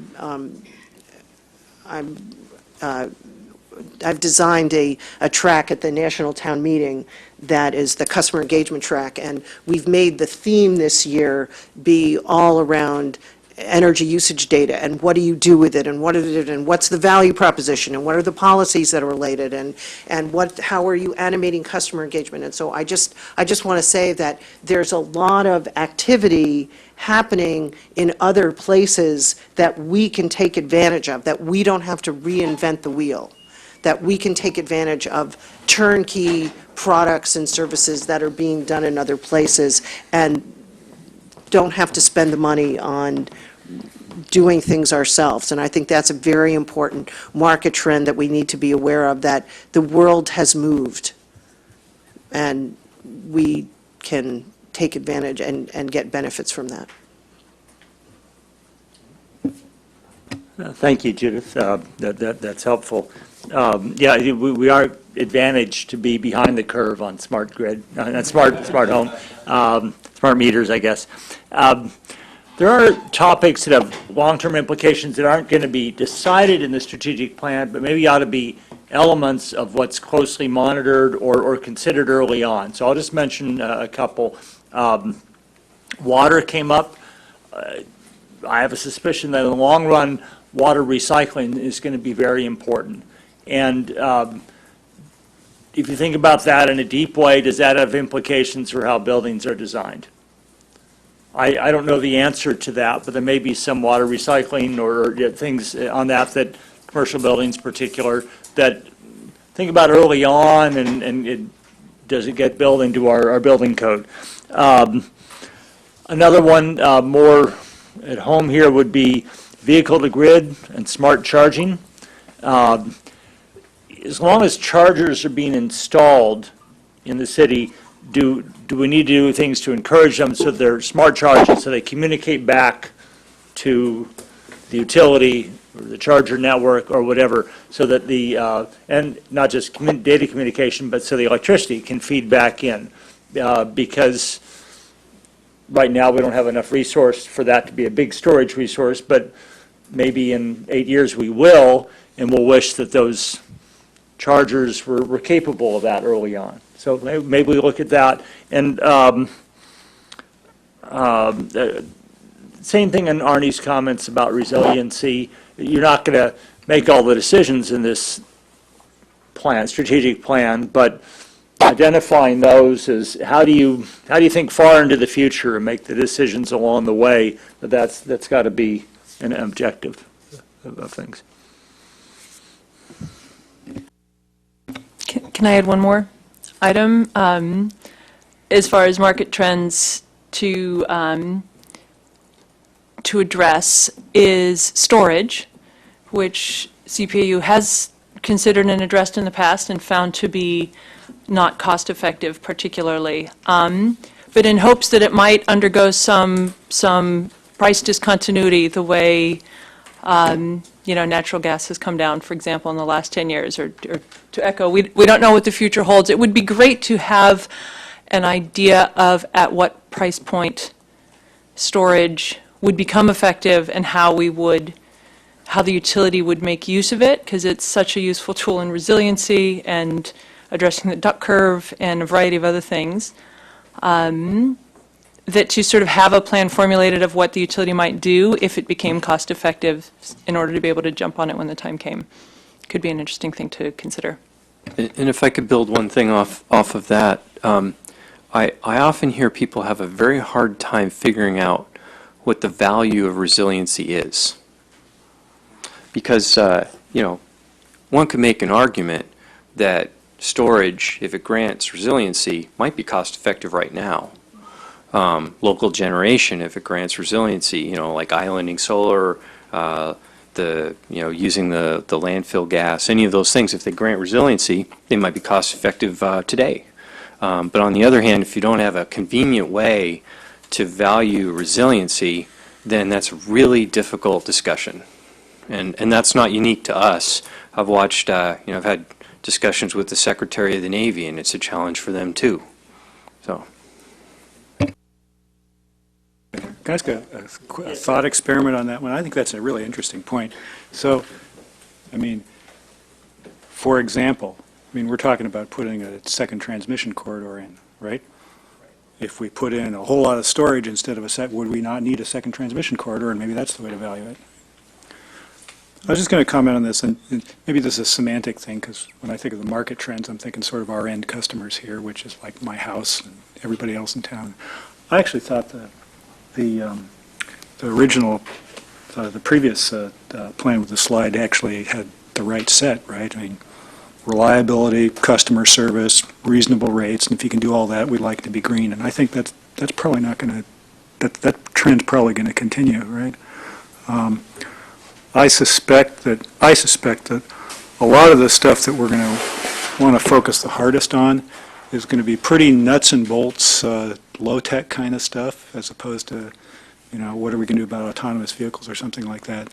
And the ones that I worry about are staffing. What's our long-term staffing strategy, right? Cost of infrastructure, as Commissioner Forsyth brought up, that kind of stuff. Forgive me, what was the last point regarding staffing? What's our long-term staffing strategy? Okay. In this area, right? I don't think Palo Alto is that much different from other communities around the Bay Area and perhaps other, dense urban areas, Manhattan or something like that, right? But, I think all the issues around, cost of housing and competition for, talent and the age of utility people and so forth, I think all that's, we've got to sort through.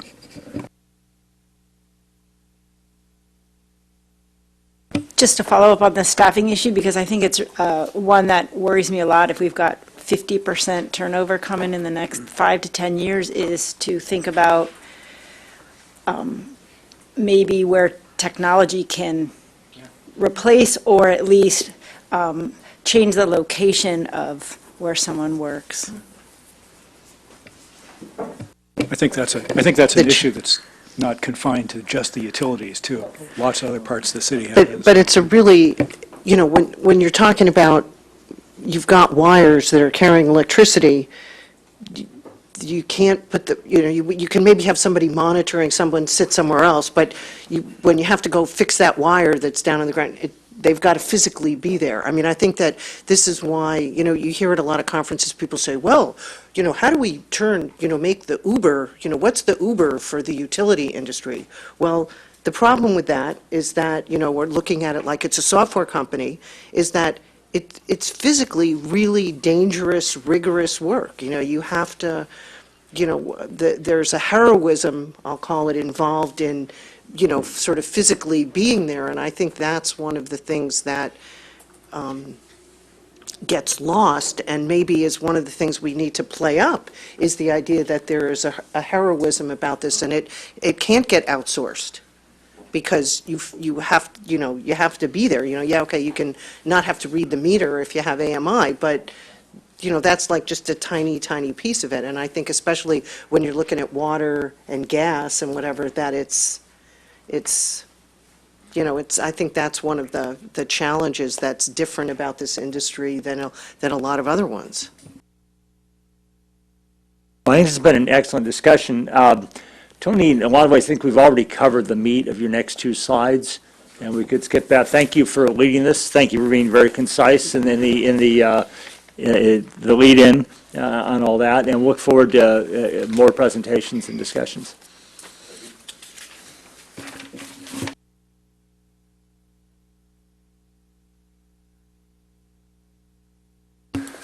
So, preparation for council and UAC Commission joint study session. Well, we knew that the discussion that we just had would tee up, if not throw out any prior plans we had for what the joint session would consist of. So the strategic approach. But these are rare. We only hold them when there's eclipses. This is true. Well, unfortunately, that means one of our commissioners won't be here. Hopefully, only one. So the plan that we had in place would be to take the discussion that the commission has given us on our last topic and attempt to synthesize it and then feed it back and use that as the basis for effectively the agenda, the list of topics that would be presented to the council or in joint session with the council. You'll have one more meeting between now and that joint session. We'll be able to bring that back and see if we captured that appropriately and then assist the commission in your choreographing how the discussion with the council would proceed. So that's what we had in mind. Again, I think you've given us plenty of content. Our team with the consultants will actually be meeting tomorrow morning. We thought we'd hold them over based on tonight and then attempt to synthesize both the topics as well as the process discussions that we had a moment ago in order to bring back our recommendations for how best to take our next steps. So we're going to talk more about it, though, right? Yes, in terms of other, Other things. yes, other specific comments or topics that you'd like to have on the joint session agenda, in addition to the broader kind of trends and strategic items that we just talked about. Yeah, you'll have to winnow that down because a lot of what we just talked about wouldn't be fruitful for UAC Commission. I think what we like to come away from is what the council's priorities and guidance on policy issues and the like. And in particular, also, we'd like to tee up any specific feedback from the council to the UAC on the role they'd like you to play on those specific topics. Exactly. Thank you. Thank you. Okay. All right. Shall we move on to?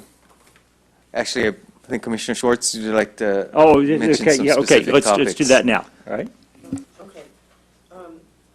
So I think the big one that I think needs to sort of maybe shift as a priority for us as a city is this looking at resilience and what does that mean, okay? And it takes in several of the points here, but I think the idea of if we want to do a trade-off analysis of whether a second source versus an appropriately scaled storage solution would be the right thing to do, what would be the trade-offs and what would be available, that sort of thing.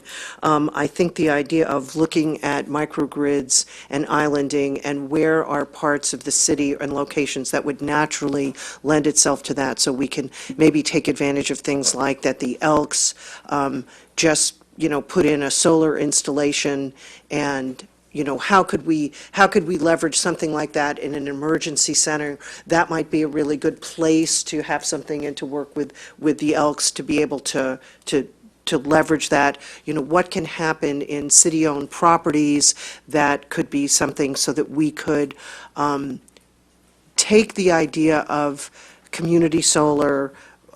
There's a company called Sonnen, that's a German company that has something called the Sonnen battery, and the idea is it's like a peer-to-peer where you have people have PV on their houses, and you can then leverage you can have sort of a network that those can be used effectively. But Arnie talks about it a lot, but this idea of not just looking at it as what am I going to do to give incentives for individuals to do something to their house, but how do we look at this as a community so that as we make these decisions, we can actually leverage it? Because we had a situation that the consultants may not be aware of, where a few years ago, a plane taking off at Palo Alto Airport hit the main transmission line, and, the whole town was out. And if they had hit the substation, it would have been a disaster because it would have taken so long to get that. So we need to really look at that kind of thing, and it ties into the whole cybersecurity piece,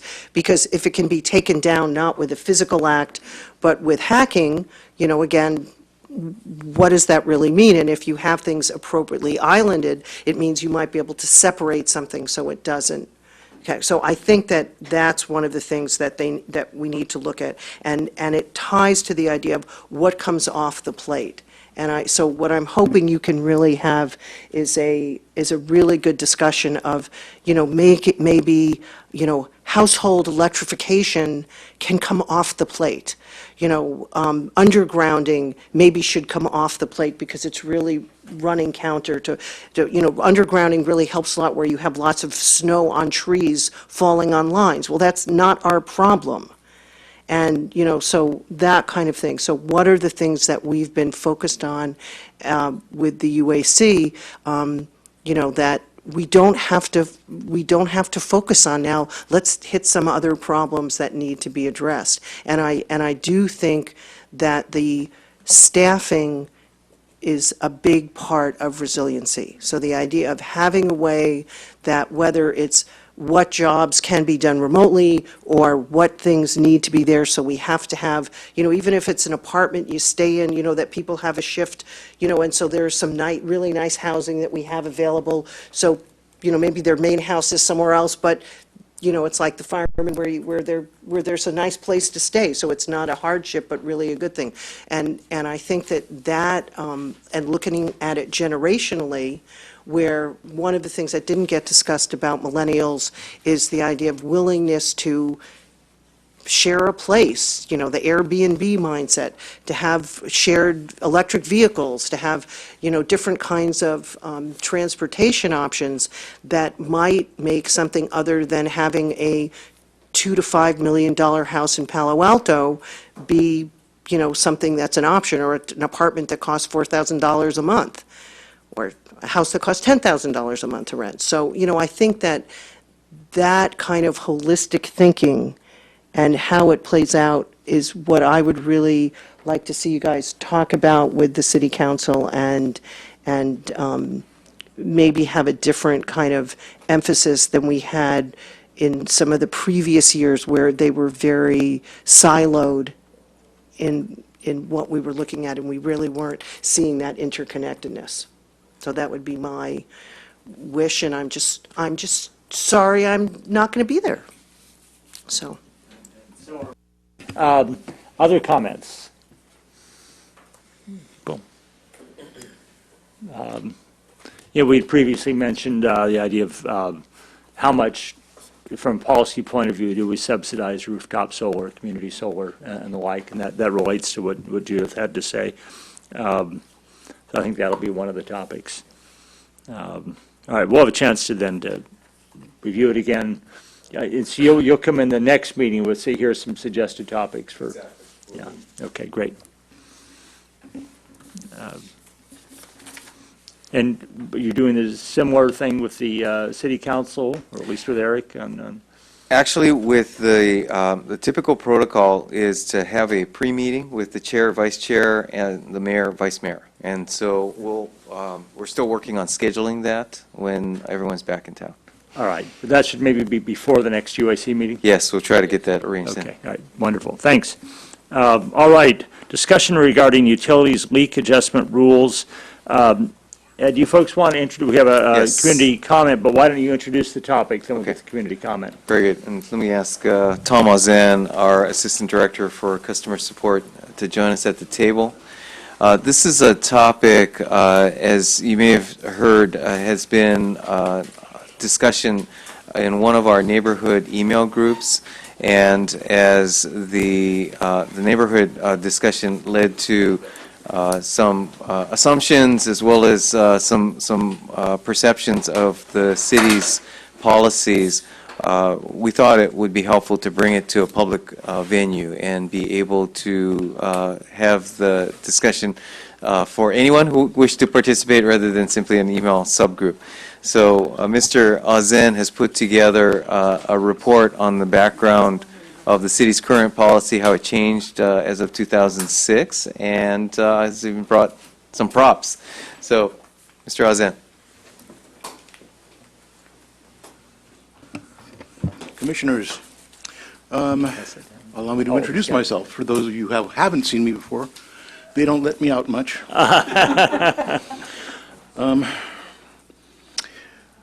The comment about I have no power and I have no batteries and everything else, 10% of those calls will go to the city manager's office, the other 90% will come to my call center. And I thank you all for being my customers. Actually, I enjoy meeting my customers. To the matter at hand, we can talk at length some other time about what my division does and what we're responsible for. But the utilities has a problem, and customers have a problem. And I don't necessarily think that either problem can be expeditiously solved tonight or even in the short term. But the utilities has a responsibility, and we take it very seriously, to try and communicate with people, with our customers, how to best use the tools that they have available to them for water and energy efficiency and the like. What you hold in your hand is a register for a residential water meter. The one that doesn't have the black plastic cover is for a 1-inch meter, and the other two are 5/8 and 3/4 inch meters. It's the only size. It goes on a brass body, about yay big. And this is what we use as a revenue meter, essentially, for most of the homes in Palo Alto.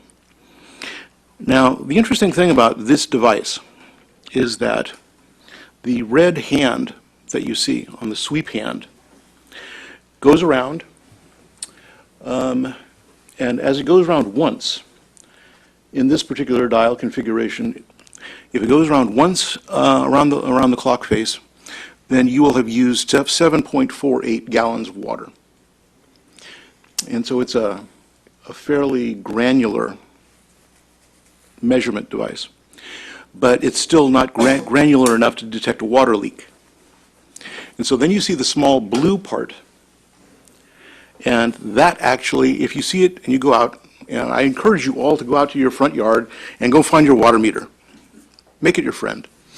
My meter readers actually go out and wind up digging out the boxes because ground squirrels, gophers, 8-legged creatures all sort of live in the boxes, so be careful when you actually pop the lid on the box.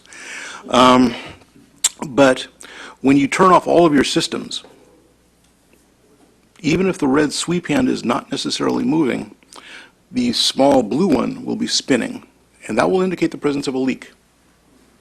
The trouble is, with water, especially water, you can have a leak anywhere you have water. Anything from those of you with swimming pools, and to have the adjustable float be a little bit out of whack, water goes down the drain. Part of the problem with water is it's either going to puddle on the ground and make a soft spot, and then you can find it as you sit there and step in it and track it around all your house. Or it will go down the toilet, because the toilet flapper valve will be just slightly off, and you may hear it, you may not hear it. If you have a garden hose connected to a spigot on the outside of the house, wherever the end of that garden hose goes, there may be a water leak from the spigot, because the valve seat is old. And so this device can actually help you isolate and identify those things. The problem with water per se, and then I'll leave it to your discussion, is that you change the oil in your car, you change your furnace filters in your house. Nobody ever does anything to their irrigation system. If they said it once, they forget it. She's not here. One of my coworkers was telling me that every morning she drives into work and a broken sprinkler head on one property washes her car as she comes into work. And so we actually tried to figure out which house that was so we can notify them. If our meter readers notice water, if they notice the dial spinning madly and it doesn't look like anybody's home, they'll let us know. We'll try and contact the customer. Once the meters are read on a 27 to 33-day average cycle, we have 2 computer-generated systems that will spit out abnormal readings. And again, we will contact the customer. Hopefully they're in the country. If they're not in the country, we'll go by and we'll turn it off anyway. Hopefully not kill anything else. So as we go forward with AMI, in the fullness of time, this problem will hopefully go away, because your meter will call you and yell at you. But we're not there yet. But in the meantime, customers get the unhappy experience of getting a bill at the end of the month, and their water consumption is significantly more than they expected. It could be several times their normal bill. It could be several $100s. In one case, for a fairly large estate, it was several $1,000s. Customers have a variety of ways of dealing with that risk management, whether through insurance or through other kinds of other mechanisms that they have put in place. But yet in all, it's an issue. And so the subject has come up, as it does, that, well, it's not my fault. No, it's not their fault. But neither is it ours. So therefore, the discussion. You're going to leave us hanging. I am an old-time utility wonk, and I have learned to take certain things and leave them on the table. What's the order of magnitude? Is this like 10 a month, 20 a month? Judith, let me read Oh, from the report Oh, here. sorry. There have been since 2009, there have been approximately 12 significant volume water leaks, where the dollar values of these leaks ranged from several hundred to several $1,000s, high of $7,000. So that's 12 in 8 years.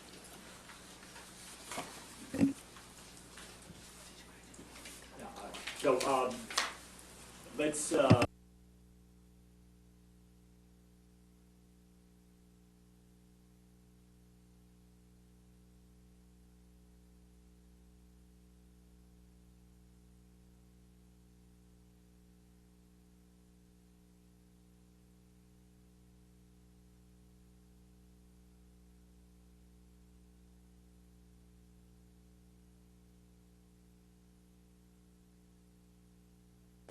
I'll do it. Okay, thank you. I'm going to try to keep this under 5 minutes. So, I'm Mark Harris, and I live in Crescent Park. I first became aware of this issue several years ago when email discussions about it came up on our neighborhood group list. It took several of these incidents before I realized the city had eliminated a very sensible and customer-oriented policy. First of all, I want to commend the staff and the commission on your willingness to revisit this policy. I can't really understand how a community-owned utility system that prides itself on conservation, energy efficiency, carbon neutrality, zero waste policies that are cutting edge, which we all heard tonight, sure, could take steps, a step backwards in serving its customers during a critical concern. I do not want to relitigate what happened in 2006. Let's just call it a bad day and look to the future.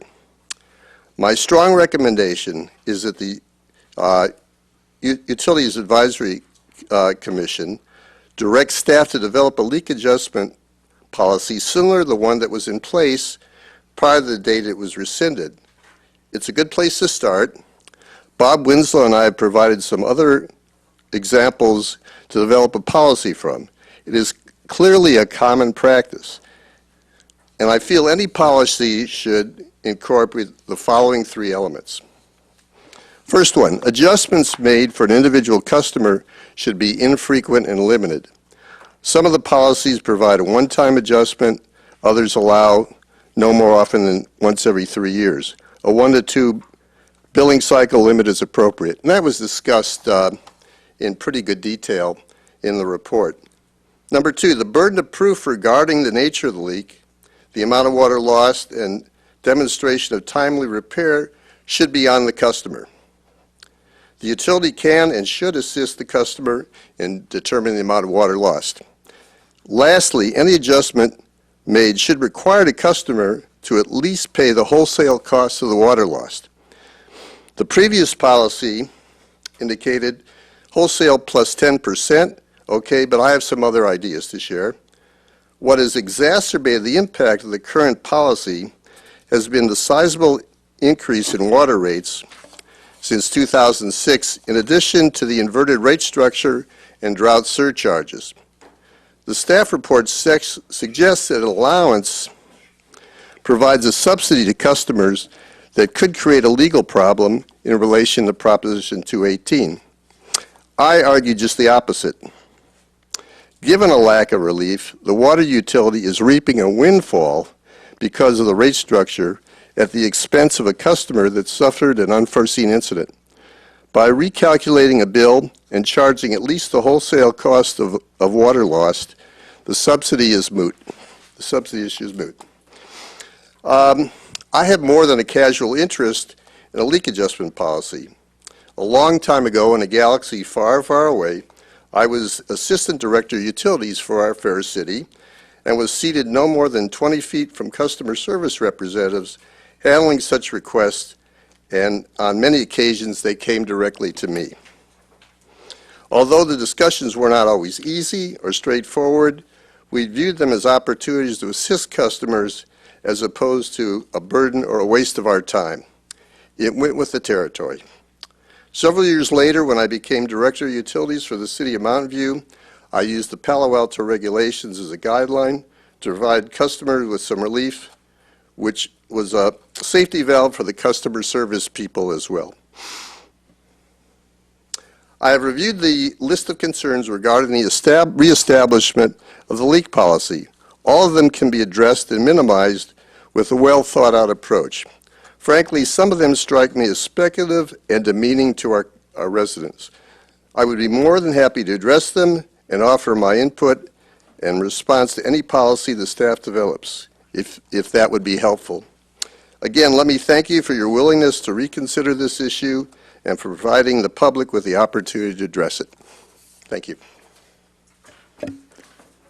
Mark, thank you for your thoughtful and well-informed comments. Our next speaker won't be as well-informed, but not having served in the utility department, but very illustrious. John Foster. Well, of course, I have to take the first minute just to say hi to all my good friends on the UAC, the city staff. the city council, the public, and everything else. Terry, you're the one I haven't met. Good to meet you. Thanks for your work. I am a former member of the UAC. It's good to see you. Lisa, congratulations on your reappointment. Lauren, congratulations on your appointment. Anyway, it's great to see all of you. As some of you may know, I do kind of follow the neighborhood chatter, and when this issue popped up recently, I always get concerned when people sort of bash the city or the CPAU, because I think it's usually not really fair. So I think this one really is kind of an easy one, and when you look at the numbers, whatever it was, half a dozen or something like that, a few $1,000, I hereby gladly volunteer to pay an extra 2 cents on my water bill every month to basically create a fund to pay these off. What the structure is, I don't really know. I'd frankly just waive the cost. There's got to be some way around any Prop 218 issue. No one's ever going to sue us on it. So bottom line, let's do the right thing. Go back to the old policy or come up with a new policy that basically says if you get a $7,000 bill because you had a water leak that you didn't realize, you get a little relief. So that's my 2 cents. Good to see you all. Thank you, John. All right, Commissioner, any comments?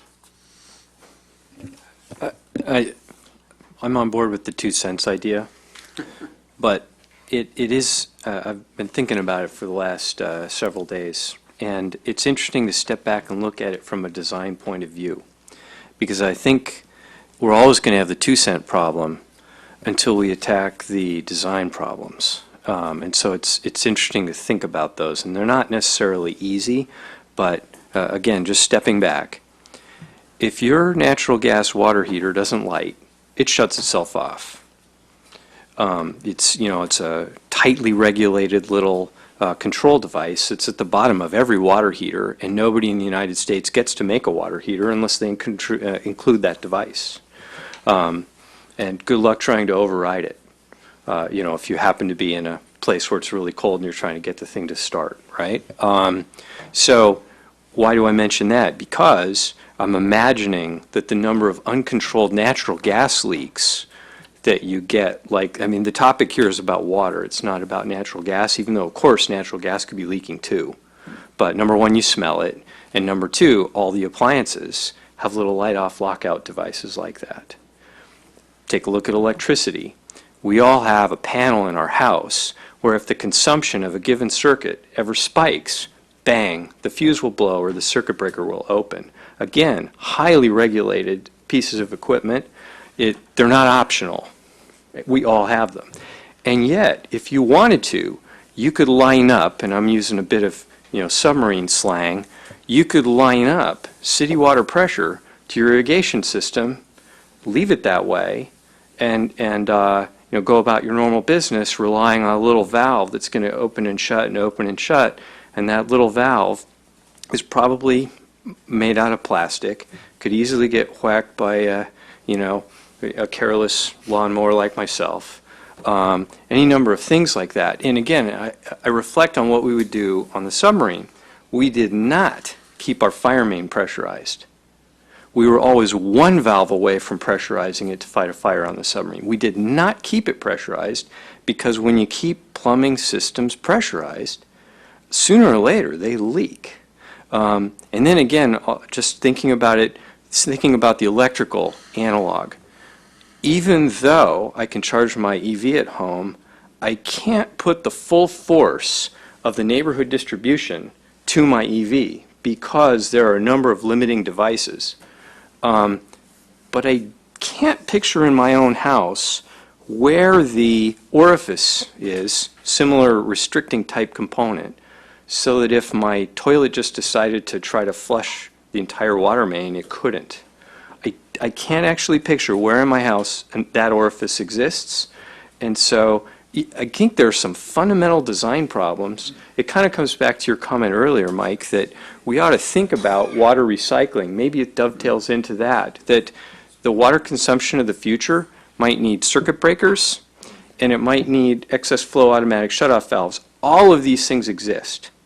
And, can I get a clamp-on ultrasonic flow meter? And, of course, the trick is where to put it. But can I get to the water line coming into my house and put the clamp-on ultrasonic flow meter right next to the totalizing flow meter? Because these are different. I mean, the ones we're looking at This is meant to be a revenue grade totalizer, so you know what the quantity is, not the flow rate.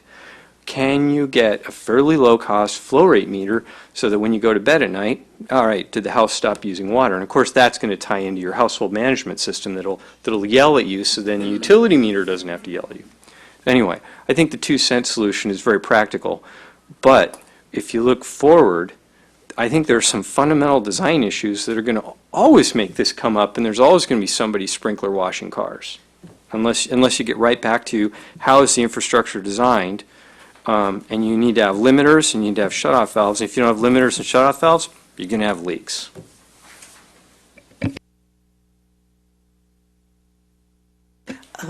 So I agree that, given the scale of the problem being relatively small, that if it sounds like the utility is already making a proactive effort to identify any anomalies and reach out to people ahead of time, and that's a very good business practice to do. So you're sort of cutting down on the number of people that have a major problem. And if there's somebody where it slips through and you bring it to their attention and they fix the problem, I think we should forgive the $7,000 or whatever it is. If they refuse to fix it, if you figure out that they've got a leaking toilet or whatever, and they refuse to fix it, then I think they should have to pay for it. But if they honestly didn't know, and you've got that, and we're talking just a few, and then I would also keep a list of these people, because I think they will want to be participants in the pilot program to test the leak detection water meters that we're looking at as part of the system. I think that if you've ever had this experience, it will give you more interest in doing it, and so they'll be great people to have as part of the pilot. And I think if you have, I think I saw a number like, you find like 76 people when again, go after those people that have had this experience and, recruit for the pilot from that. Because I think that it just, as Arnie points out, it's really hard to do flow leak detection, and so without having a technology that can let you do it, it's really hard. And I get that, and I think it's just not a huge amount of money, and the goodwill is really important, and to get our customers to be all freaked out and angry and having to write letters, it just seems like a real waste of effort to do that, and I don't know. So I'd support, I don't know if it's going back to the old policy or whatever it is, but I think we should have a forgiveness program that is reasonable. All right, other comments? Yes? Can I ask a question? I know, I should know this, but I don't. We've had a bunch of discussion in the past about going to a water billing scheme where you're paid, because there's two components, right? There's the infrastructure cost, and then there's the wholesale cost, where we were actually going to put those things separately on a bill. Do we do that? Yes, right now there's a monthly meter, we'll stick with water, there's a monthly meter charge, Right. depending upon the size of the meter. Right. Then there's a Tier 1 commodity charge Right. and a Tier 2 commodity charge. Ah, okay, For residential, the Tier 1 commodity charge is $6.66, yeah. and the Tier 2 charge is $9.18. Because I actually thought Mr. Harris's suggestion made a lot of sense, right? Which is, they ought to pay the wholesale cost, because if they don't pay it, then their neighbors got to pay it, right? But the allocation for the infrastructure cost, yeah, if it's a one-time thing and so forth, then maybe that doesn't make sense. The other question I had occurred to me is that this is the kind of thing, and I think you answered this already maybe, but if we had smart meters, then you guys could detect this, right, in City Hall and send them an email or a phone call or something. Maybe that's part of the marketing pitch when we go back to smart meters, is that, hey, we can detect leaks and warn you about it. That's actually often when you ask people what's the thing that they want the most, when you just ask the public, the leak detection is very often the number one thing why they want the technology. We've had a pilot project called Customer Connect for a couple of years now.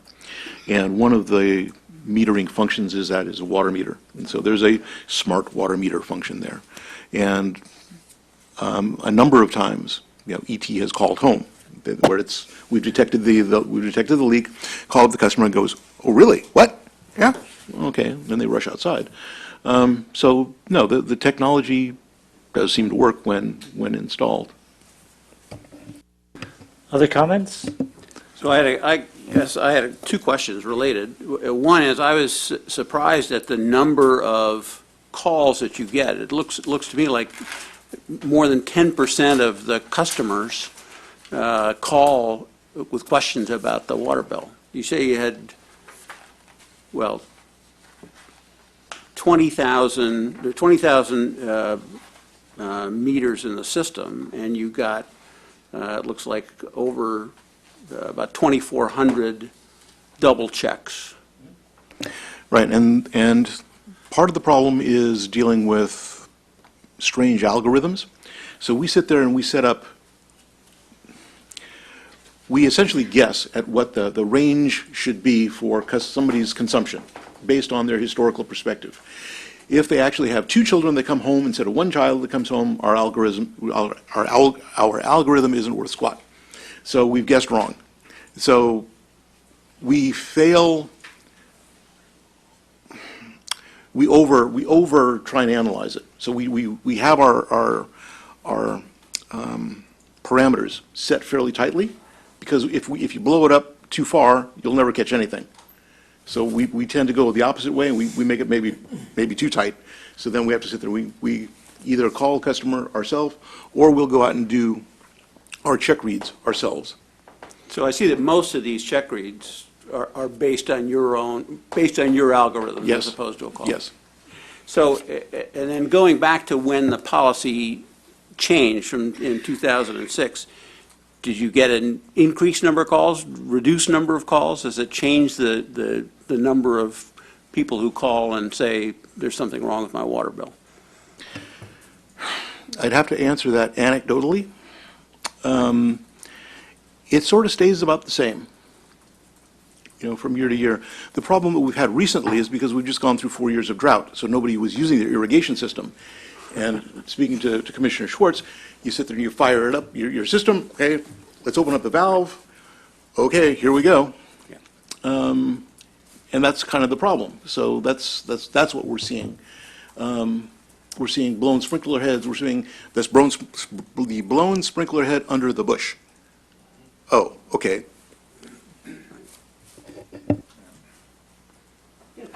It sounds like you're doing the right things operationally, and that you're, if you see something, you send somebody out there and you figure out what it is. And, I think the thing that makes people crazy if you say, oh, there's no problem or whatever, but the fact that you're saying, okay, let's go check it out, you send a human being there, you figure it out. I mean, I think that's absolutely the, excellent customer service practice and the right way to go, and, I think that's good. And the fact that we do have a system that could, maybe it's cheaper, maybe they'd be willing to pay for their own meter. If I had a $7,000 bill and I was worried about it, I'd pay the $250 or the $150 for that meter, so.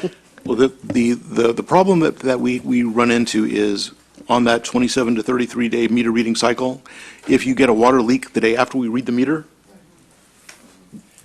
that's the downside. All right. So let me, since we're running behind schedule, I want to expedite things. Tom, that was a very useful presentation. My own comment is, I've been persuaded that if we include some insurance element in this, where the city helps reduce the cost of some of these, whatever formula, whether it's Marks or something like that, I'd be supportive. It's a transitional problem, and it doesn't happen very much. To John's point, its aggregate cost wouldn't be very much, but design something that's going to, keep your overhead low on that and not be too labor intensive. It'd be my guess. But shall we move on to, this is a discussion item. It wasn't agendized for any action. Lauren, did you have a comment? I just wanted to make sure I understood the insurance comment, because one thing in the prior policy that you had noted was that even if the homeowner had insurance coverage, they still might get some kind of credit or reprieve because those two weren't connected, and I think that we should make sure they are. I call my insurance company, and they typically do not cover, they'll cover the damage, they'll cover the replacement, but they won't cover the cost of water. And that's pretty standard. All right, and let's go on to selection of potential topics for discussion at future meetings. One we already noted, Ed, is at some point a discussion of what is our low-income population, what kind of programs do we have to help them? And we have a lot of, Terry reminds me, already noted about the flaws in the audit, just in that. And we have a lot on the agenda already coming up ahead, including, I'm sure, more discussions on this strategic plan. But other comments from commissioners on things they would like to see on the...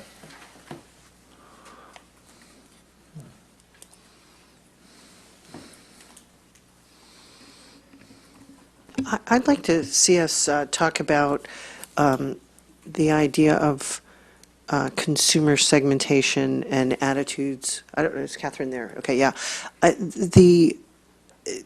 One of the sort of changes that's happened in the industry over the last couple of years is the recognition that ratepayers are not really a reflective term of sort of the nuance of the human beings that are our customers have different attitudes. And while in Palo Alto we tend to believe, at least the people who are on the UAC and the council tend to believe that everybody is a green altruist, I know for a fact it is not so. And so there are segmentation models and things like that, and I don't know if the city does anything like that already, but I'd be happy to share some things in advance and we can talk about how to do it. But I think that's a discussion that would be useful for the UAC to have to understand what it would take to measure this and to analyze this and to understand it so that when we make policy recommendations, we understand that not everybody is approaching this from the same perspective.